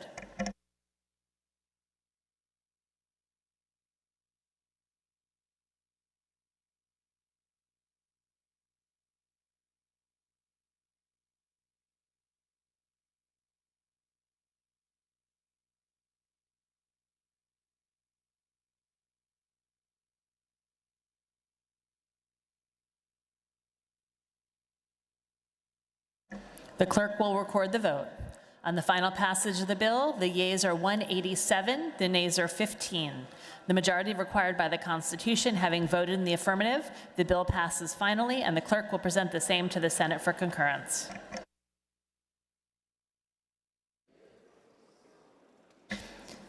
The chair recognizes the majority leader, who calls up House Bill 668, printer's number 1620, on page 5 of Supplemental Calendar A.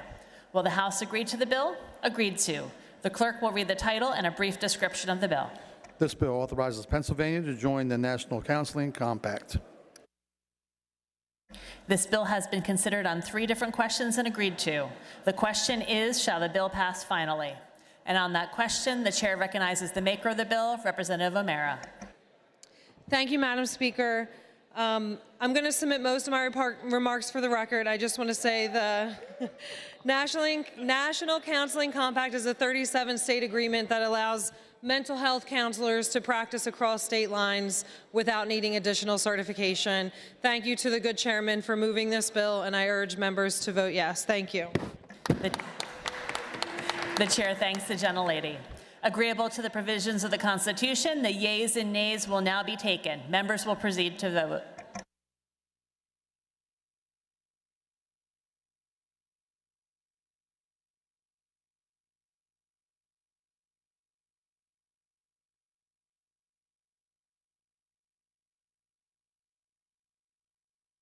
Have all the members voted? Have all the members voted?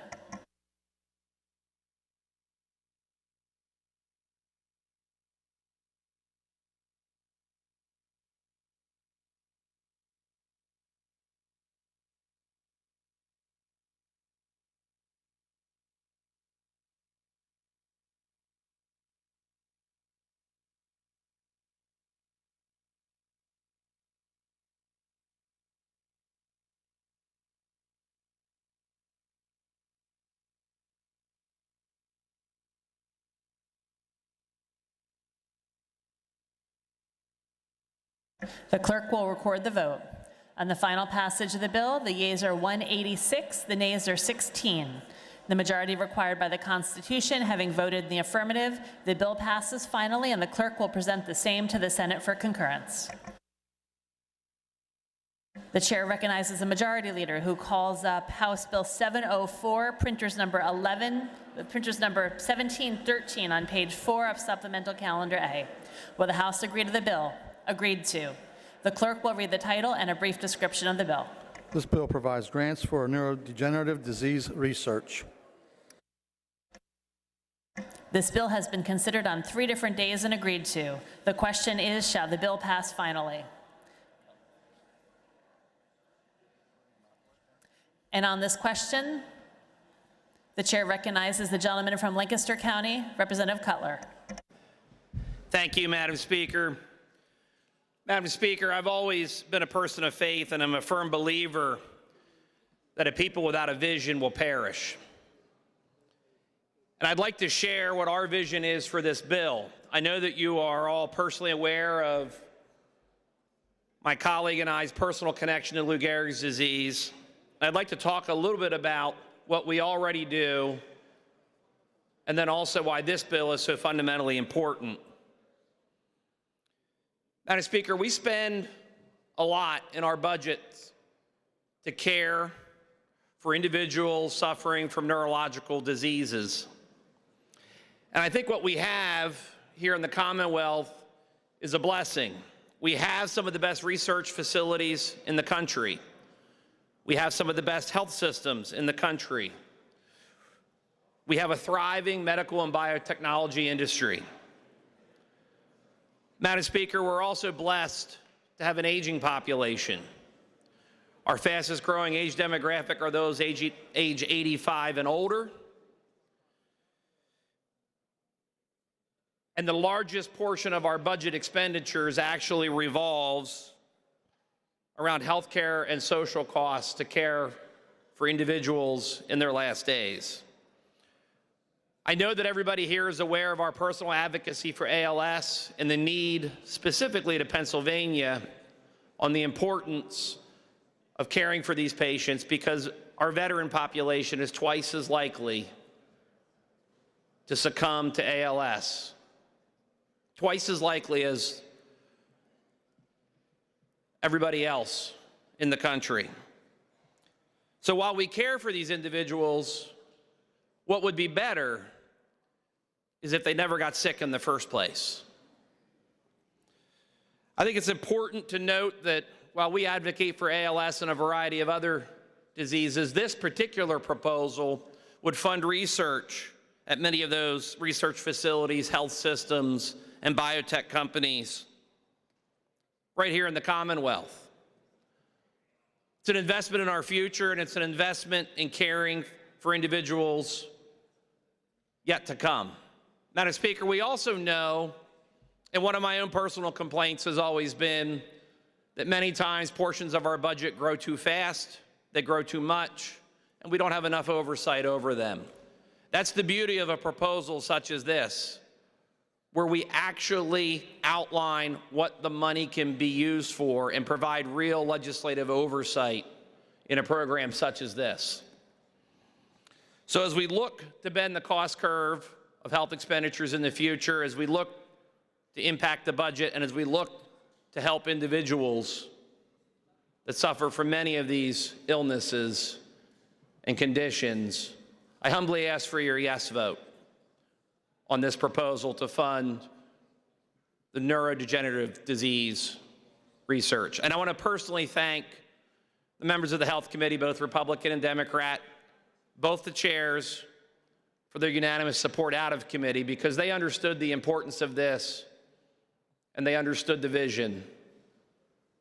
And I hope that everyone here can support this effort for those in the future, as well as those that we already have here in the Commonwealth. Thank you, Madam Speaker. The chair thanks the gentleman.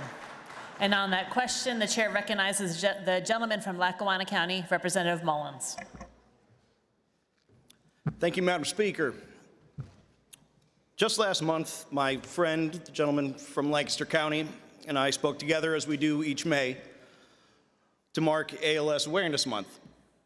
But we insisted that awareness only gets a cause so far.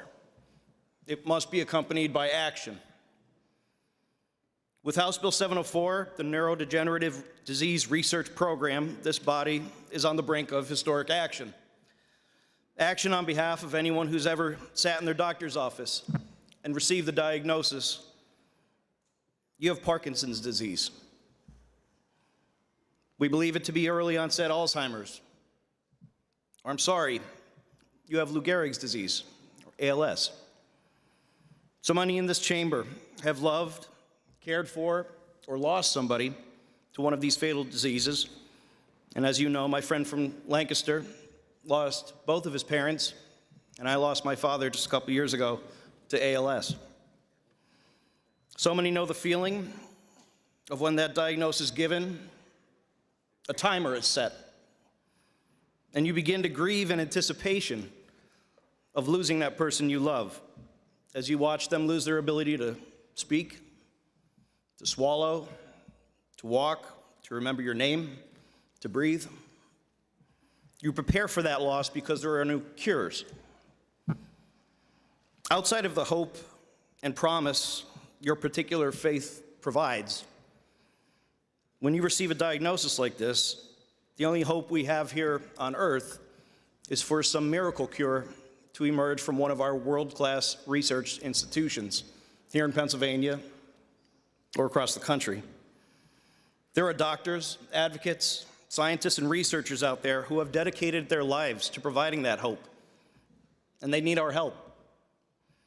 Neurodegenerative disease research teams rely primarily on federal research dollars, which are limited, highly competitive, and currently in jeopardy, which makes this bill and the follow-on appropriation through the state budget process all the more critical and urgent.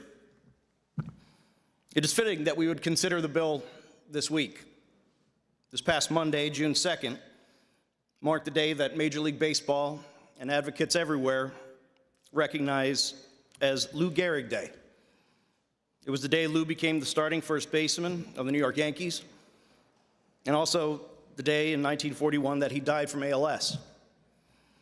As he grew weaker and was forced to retire, Lou told a packed stadium that he still felt like the luckiest man on the face of the earth.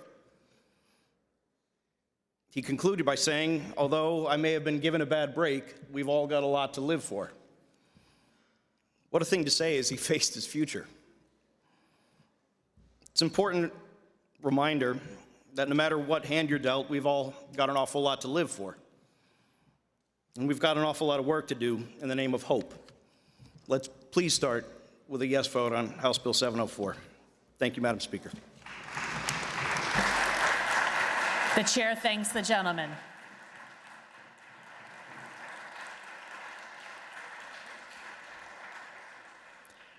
Agreeable to the provisions of the Constitution, the yeas and nays will now be taken. Members will proceed to vote.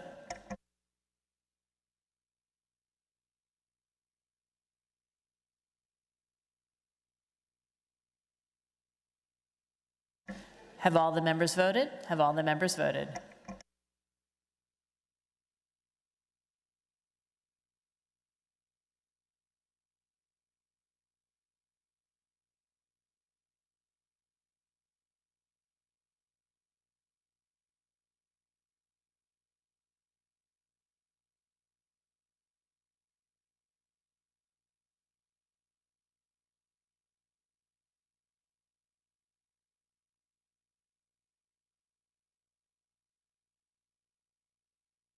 The clerk will record the vote.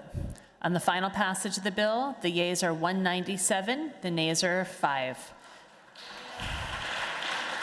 The majority required by the Constitution having voted in the affirmative, the bill passes finally, and the clerk will present the same to the Senate for concurrence.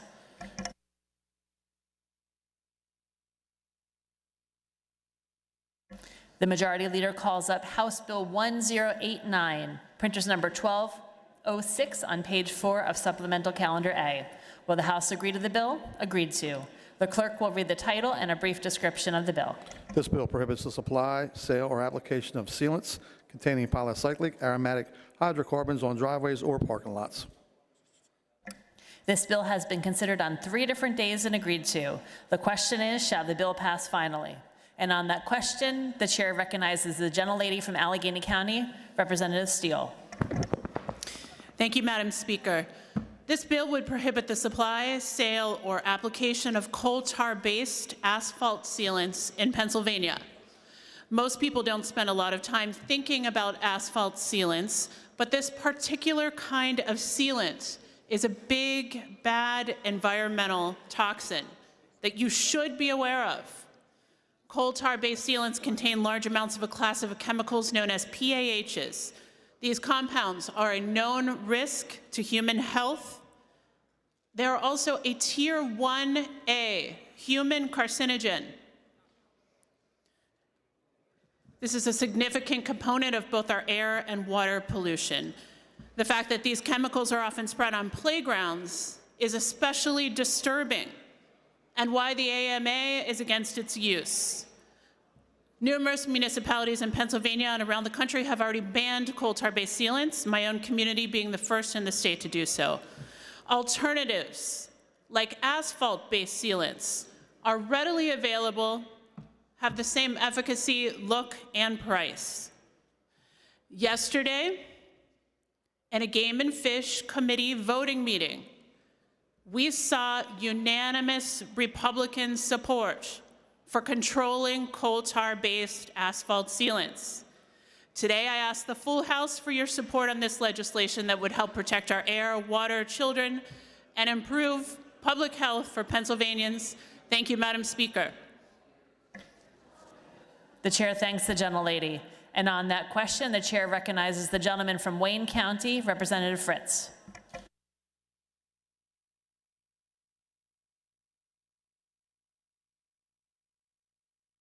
Yeah, right there.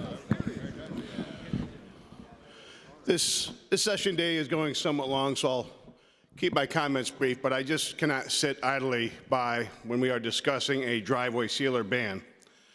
Madam Speaker, polycyclic aromatic hydrocarbons are naturally occurring. In fact, they're found in many desirable items, such as grilled meats, smoked products, roasted coffee, cigars, and a litany of other everyday examples, including candles, air fresheners, even perfumes. And yes, the villain item in reference, asphalt sealers. Colleagues, I rise to be that voice, that person who stands in defense of all that is good about polycyclic aromatic hydrocarbons. I've said this before, and I take to this microphone to say it again. I love the smell of asphalt. Madam Speaker, I stand by the assertion that intermittent or sporadic exposure to polycyclic aromatic hydrocarbons is not proven to be dangerous. There may be some aromas that my colleagues find offensive, but I'll mention that many of us, find heavy-handed government to be awfully offensive. Just say no to driveway sealer bans. Vote in the negative on House Bill 1089. Thank you, Madam Speaker. The chair thanks the gentleman. And on that question, the chair recognizes the gentleman from Berks County, Representative Maloney.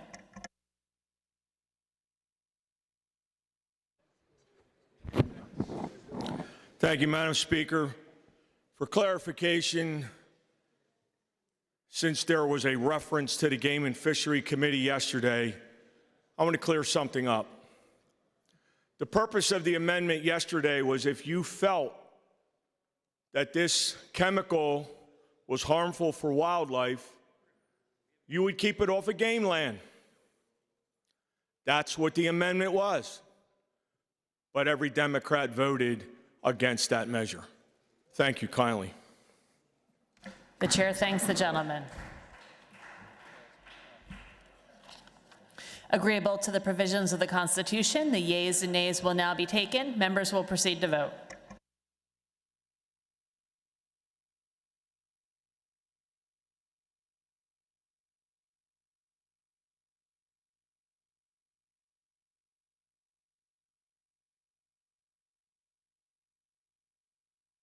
Have all the members voted? Have all the members voted?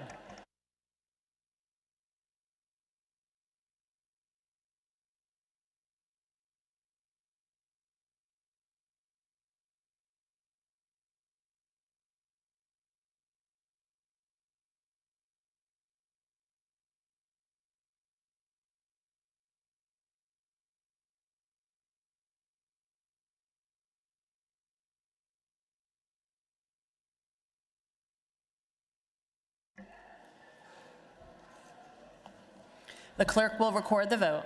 On the final passage of the bill, the yeas are 100, the yeas are 102, the nays are 100.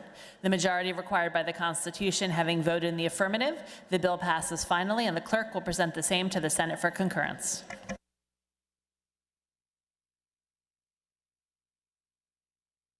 For the information of the members, as we enter the budget season, members are reminded that pursuant to House Rule 19B, debate on any debatable question related to or implementing the general appropriation bill or a non-preferred appropriation bill shall be limited to 5 minutes each time a member is recognized. On the bill, a sponsor of amendment shall be entitled to be recognized twice. A maker of a debatable motion shall be entitled to be recognized twice, and all other members shall be entitled to be recognized once. Thank you. The Majority Leader calls up House Bill 1332, printers number 1827 on page 3 of Supplemental Calendar A. Will the House agree to the bill? Agreed to. The clerk will read the title and a brief description of the bill. This bill provides for the capital budget for fiscal year 2025 through 2026.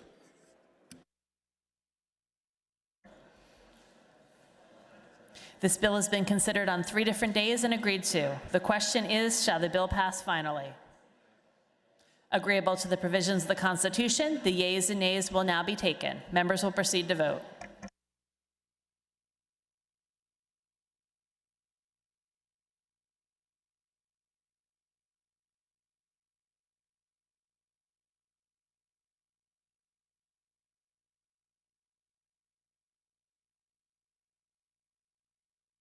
Have all the members voted? Have all the members voted?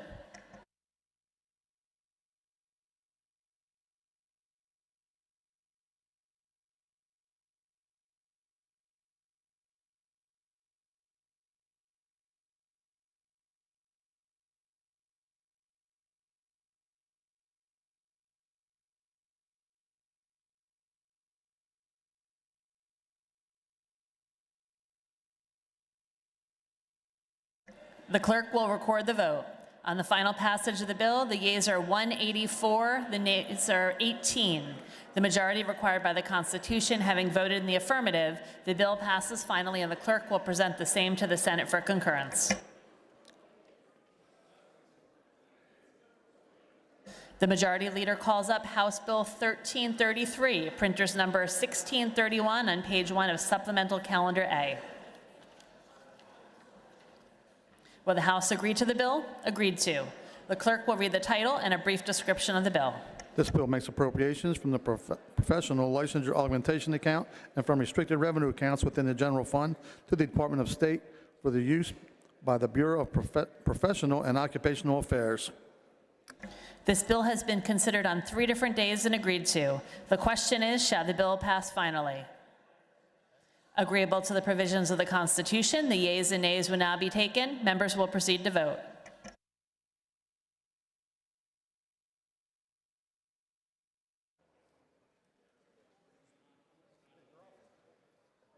Have all the members voted? Have all the members voted?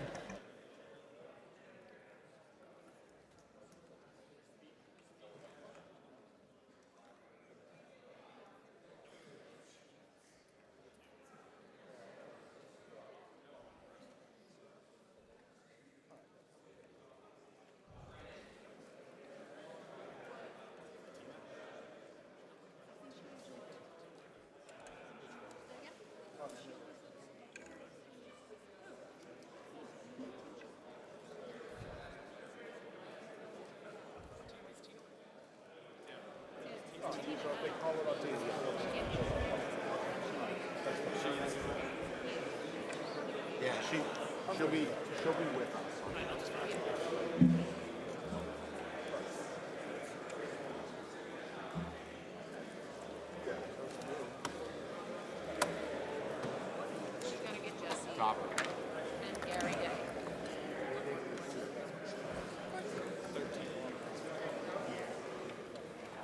The clerk will record the vote.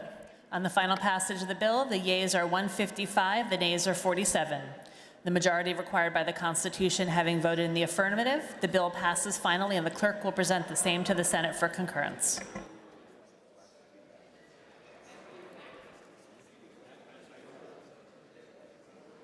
The Majority Leader calls up House Bill 1334, printers number 1632 on page 1 of Supplemental Calendar A. Will the House agree to the bill? Agreed to. The clerk will read the title and a brief description of the bill.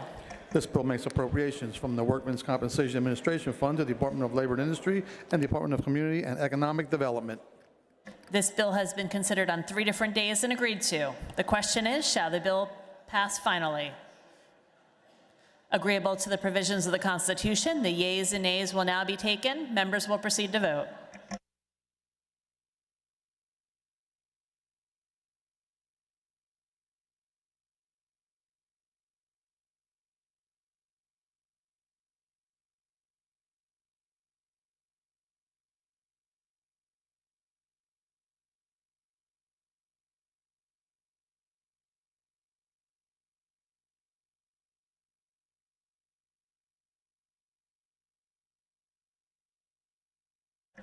Have all the members voted? Have all the members voted?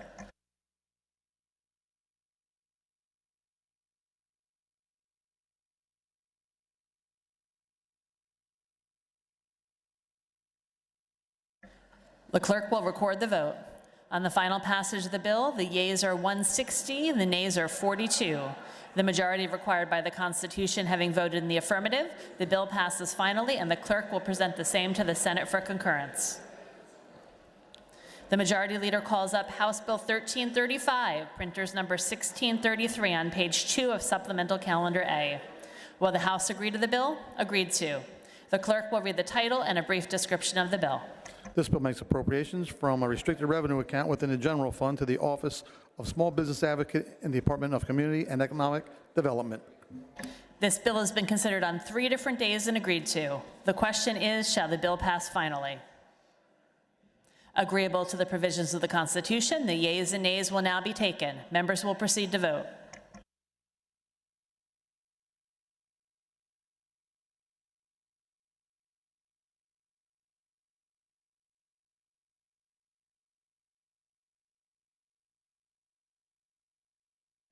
Have all the members voted? Have all the members voted?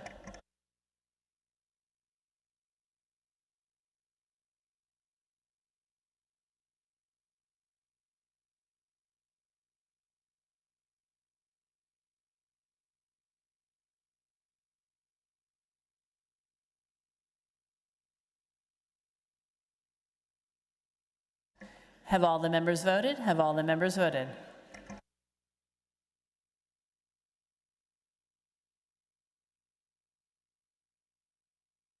The clerk will record the vote. On the final passage of the bill, the yeas are 168, the nays are 34. The majority required by the Constitution having voted in the affirmative, the bill passes finally, and the clerk will present the same to the Senate for concurrence. The Majority Leader calls up House Bill 1336, printers number 1634 on page 2 of Supplemental Calendar A. Will the House agree to the bill? Agreed to. The clerk will read the title and a brief description of the bill. This bill makes appropriations from the Public School Employees Retirement Fund and from CSRS Defined Contribution Fund to provide for expenses of the Public School Employees Retirement Board. This bill has been considered on 3 different days and agreed to. The question is, shall the bill pass finally? Agreeable to the provisions of the Constitution, the yeas and nays will now be taken. Members will proceed to vote.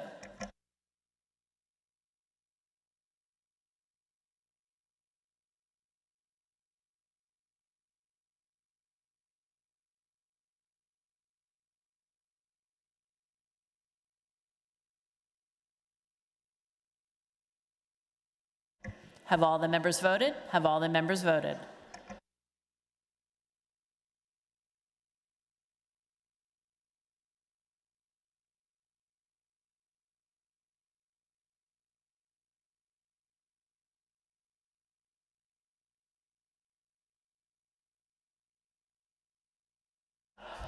The clerk will record the vote.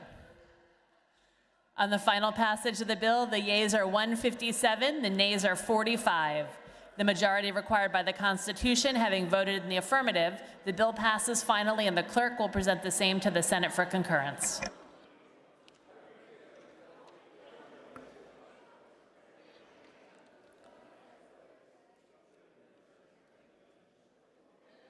The Majority Leader calls up House Bill 1337, printers number 1635 on page 2 of Supplemental Calendar A. Will the House agree to the bill? Agreed to. The clerk will read the title and a brief description of the bill. This bill makes appropriations from the State Employees Retirement Fund and from the CSRS Defined Contribution Fund to provide for expenses of the State Employees Retirement Board. This bill has been considered on 3 different days and agreed to. The question is, shall the bill pass finally? Agreeable to the provisions of the Constitution, the yeas and nays will now be taken. Members will proceed to vote.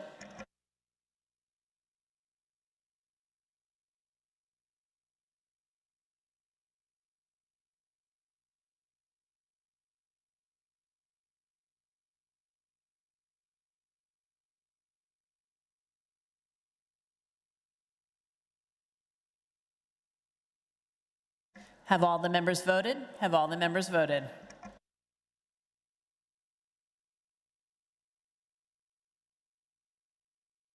The clerk will record the vote. On the final passage of the bill, the yeas are 157, the nays are 45. The majority required by the Constitution having voted in the affirmative, the bill passes finally, and the clerk will present the same to the Senate for concurrence. The Majority Leader calls up House Bill 1338, printers number 1636 on page 2 of Supplemental Calendar A. Will the House agree to the bill? Agreed to. The clerk will read the title and a brief description of the bill. This bill makes appropriations from the Philadelphia Taxi Cab and Limousine Regulatory Fund to the Philadelphia Parking Authority. This bill has been considered on 3 different days and agreed to. The question is, shall the bill pass finally? Agreeable to the provisions of the Constitution, the yeas and nays will now be taken. Members will proceed to vote.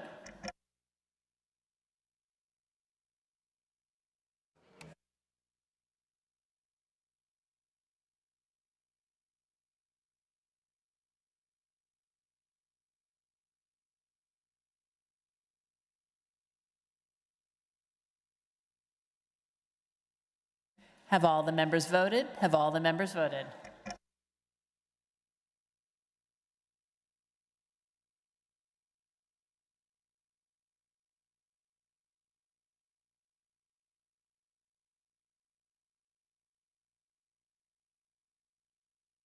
The clerk will record the vote. On the final passage of the bill, the yeas are 154, the nays are 48. The majority required by the Constitution having voted in the affirmative, the bill passes finally, and the clerk will present the same to the Senate for concurrence.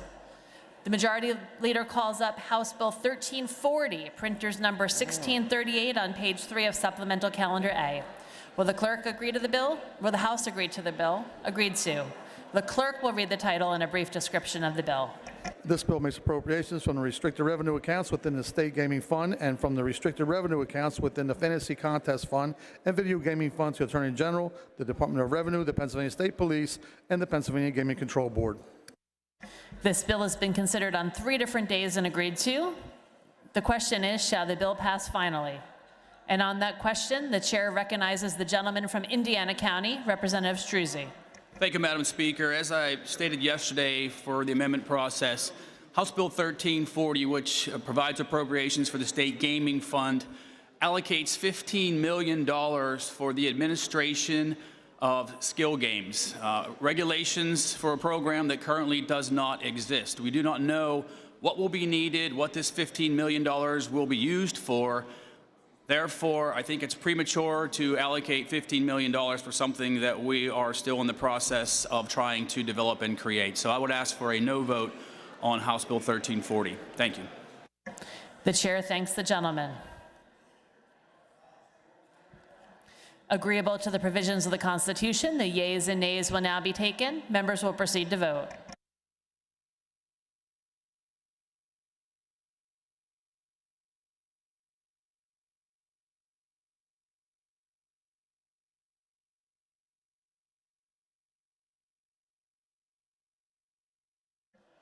Have all the members voted? Have all the members voted?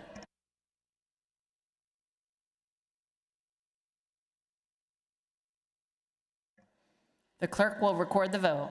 On the final passage of the bill, the yeas are 102, the nays are 100. The majority required by the Constitution having voted in the affirmative, the bill passes finally, and the clerk will present the same to the Senate for concurrence. The Majority Leader calls up House Bill 1420, printers number 1644 on page 3 of Supplemental Calendar A. Will the House agree to the bill? Agreed to. The clerk will read the title and a brief description of the bill. This bill makes an appropriation from a restricted revenue account within the general fund to the Office of Consumer Advocate in the Office of Attorney General. This bill has been considered on 3 different days and agreed to. The question is, shall the bill pass finally? Agreeable to the provisions of the Constitution, the yeas and nays will now be taken. Members will proceed to vote.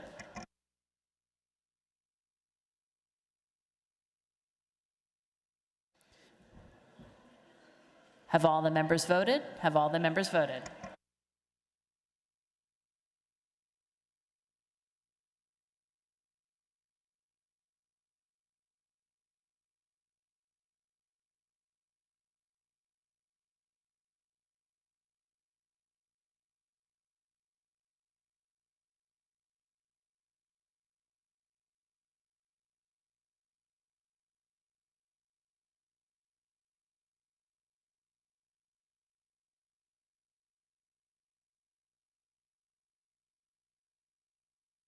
The clerk will record the vote.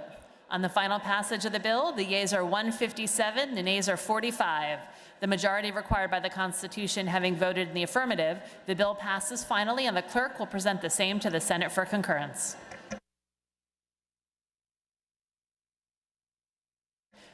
The chair recognizes the Majority Leader, who calls up House Bill 1018, printers number 1098 on page 3 of today's House calendar. The clerk will read a summary of the bill.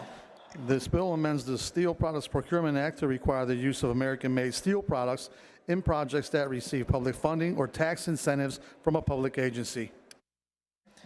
Will the House agree to the bill? The chair rules the following amendment out of order for violating House Rule 20, Amendment A00880.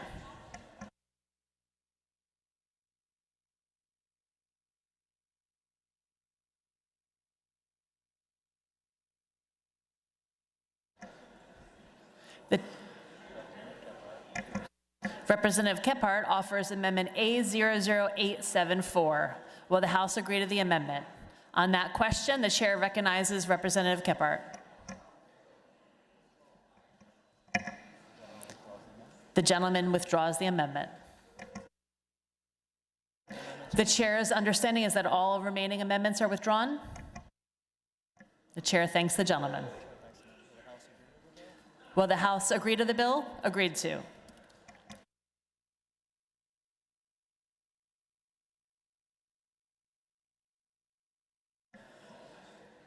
Can we do that?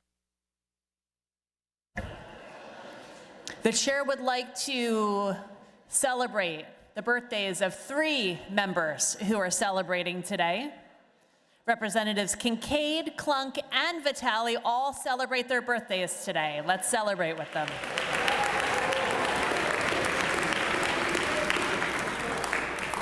For the information of the members, there will be no further votes.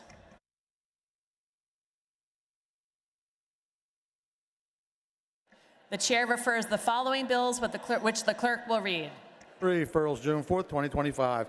House Bill 1558, Children and Youth. House Resolution 252 to Health, and House Bill 1557 to Veterans Affairs and Emergency Preparedness. The Majority Leader moves that the following bills be recommitted to the Committee on Appropriations. House Bill 30, House Bill 191, House Bill 846, House Bill 1018, House Bill 1189, House Bill 1405, House Bill 1429. The Majority Leader moves that the following bills be removed from the tabled calendar and placed on the active calendar. House Bill 1088, House Bill 1216, House Bill 1326, House Bill 1428, House Bill 1511.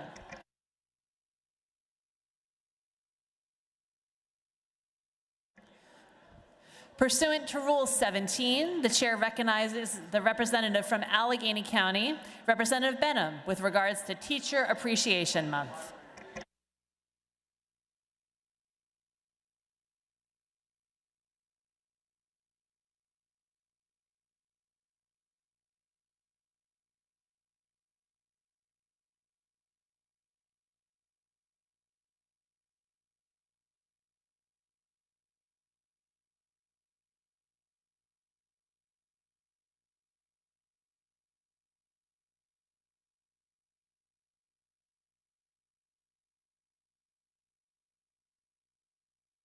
Pursuant to Rule 17, the chair recognizes the representative from Lancaster County, Representative Cutler, with regards to honor Daryl Dietrich, a friend and Native American who recently passed away and was instrumental in advocating for House Resolution 474 of 2011-2012.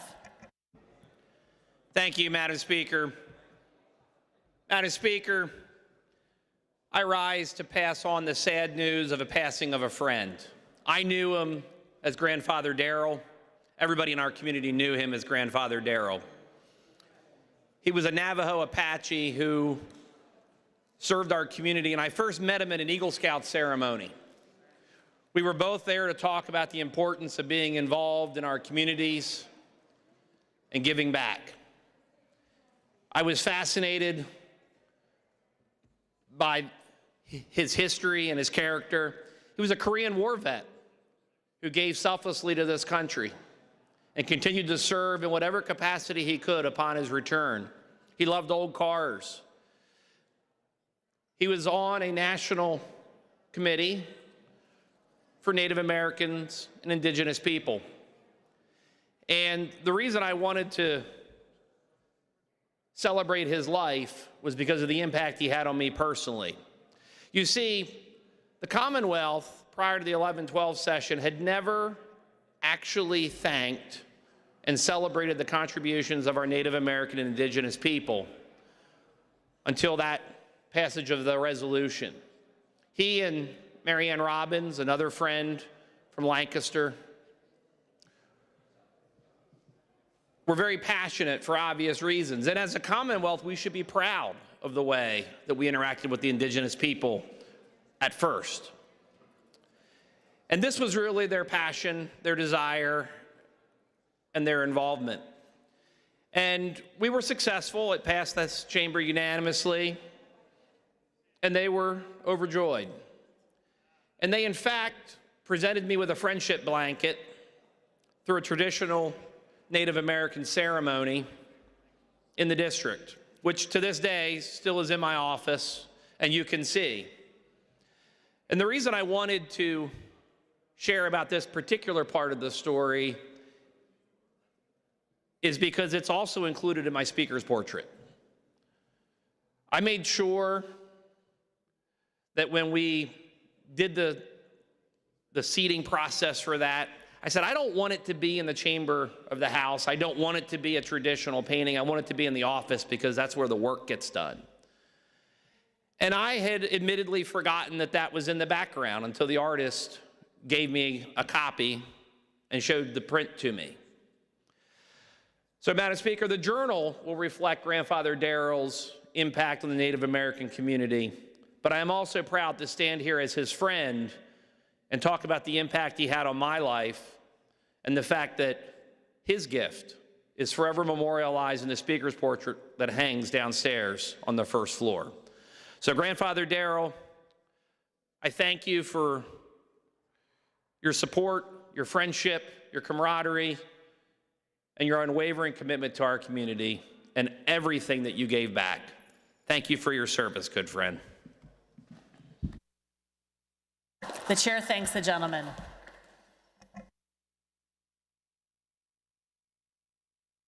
The chair is in receipt of a motion by the gentleman, Chairman Samuelson, that the House now adjourn until Monday, June 9th, 2025 at 12 noon, unless sooner recalled by the Speaker. The question is on the motion. Those in favor say aye. Those opposed, no. The ayes have it, and the House stands adjourned until Monday, June 9th at 12 noon, unless sooner recalled by the Speaker.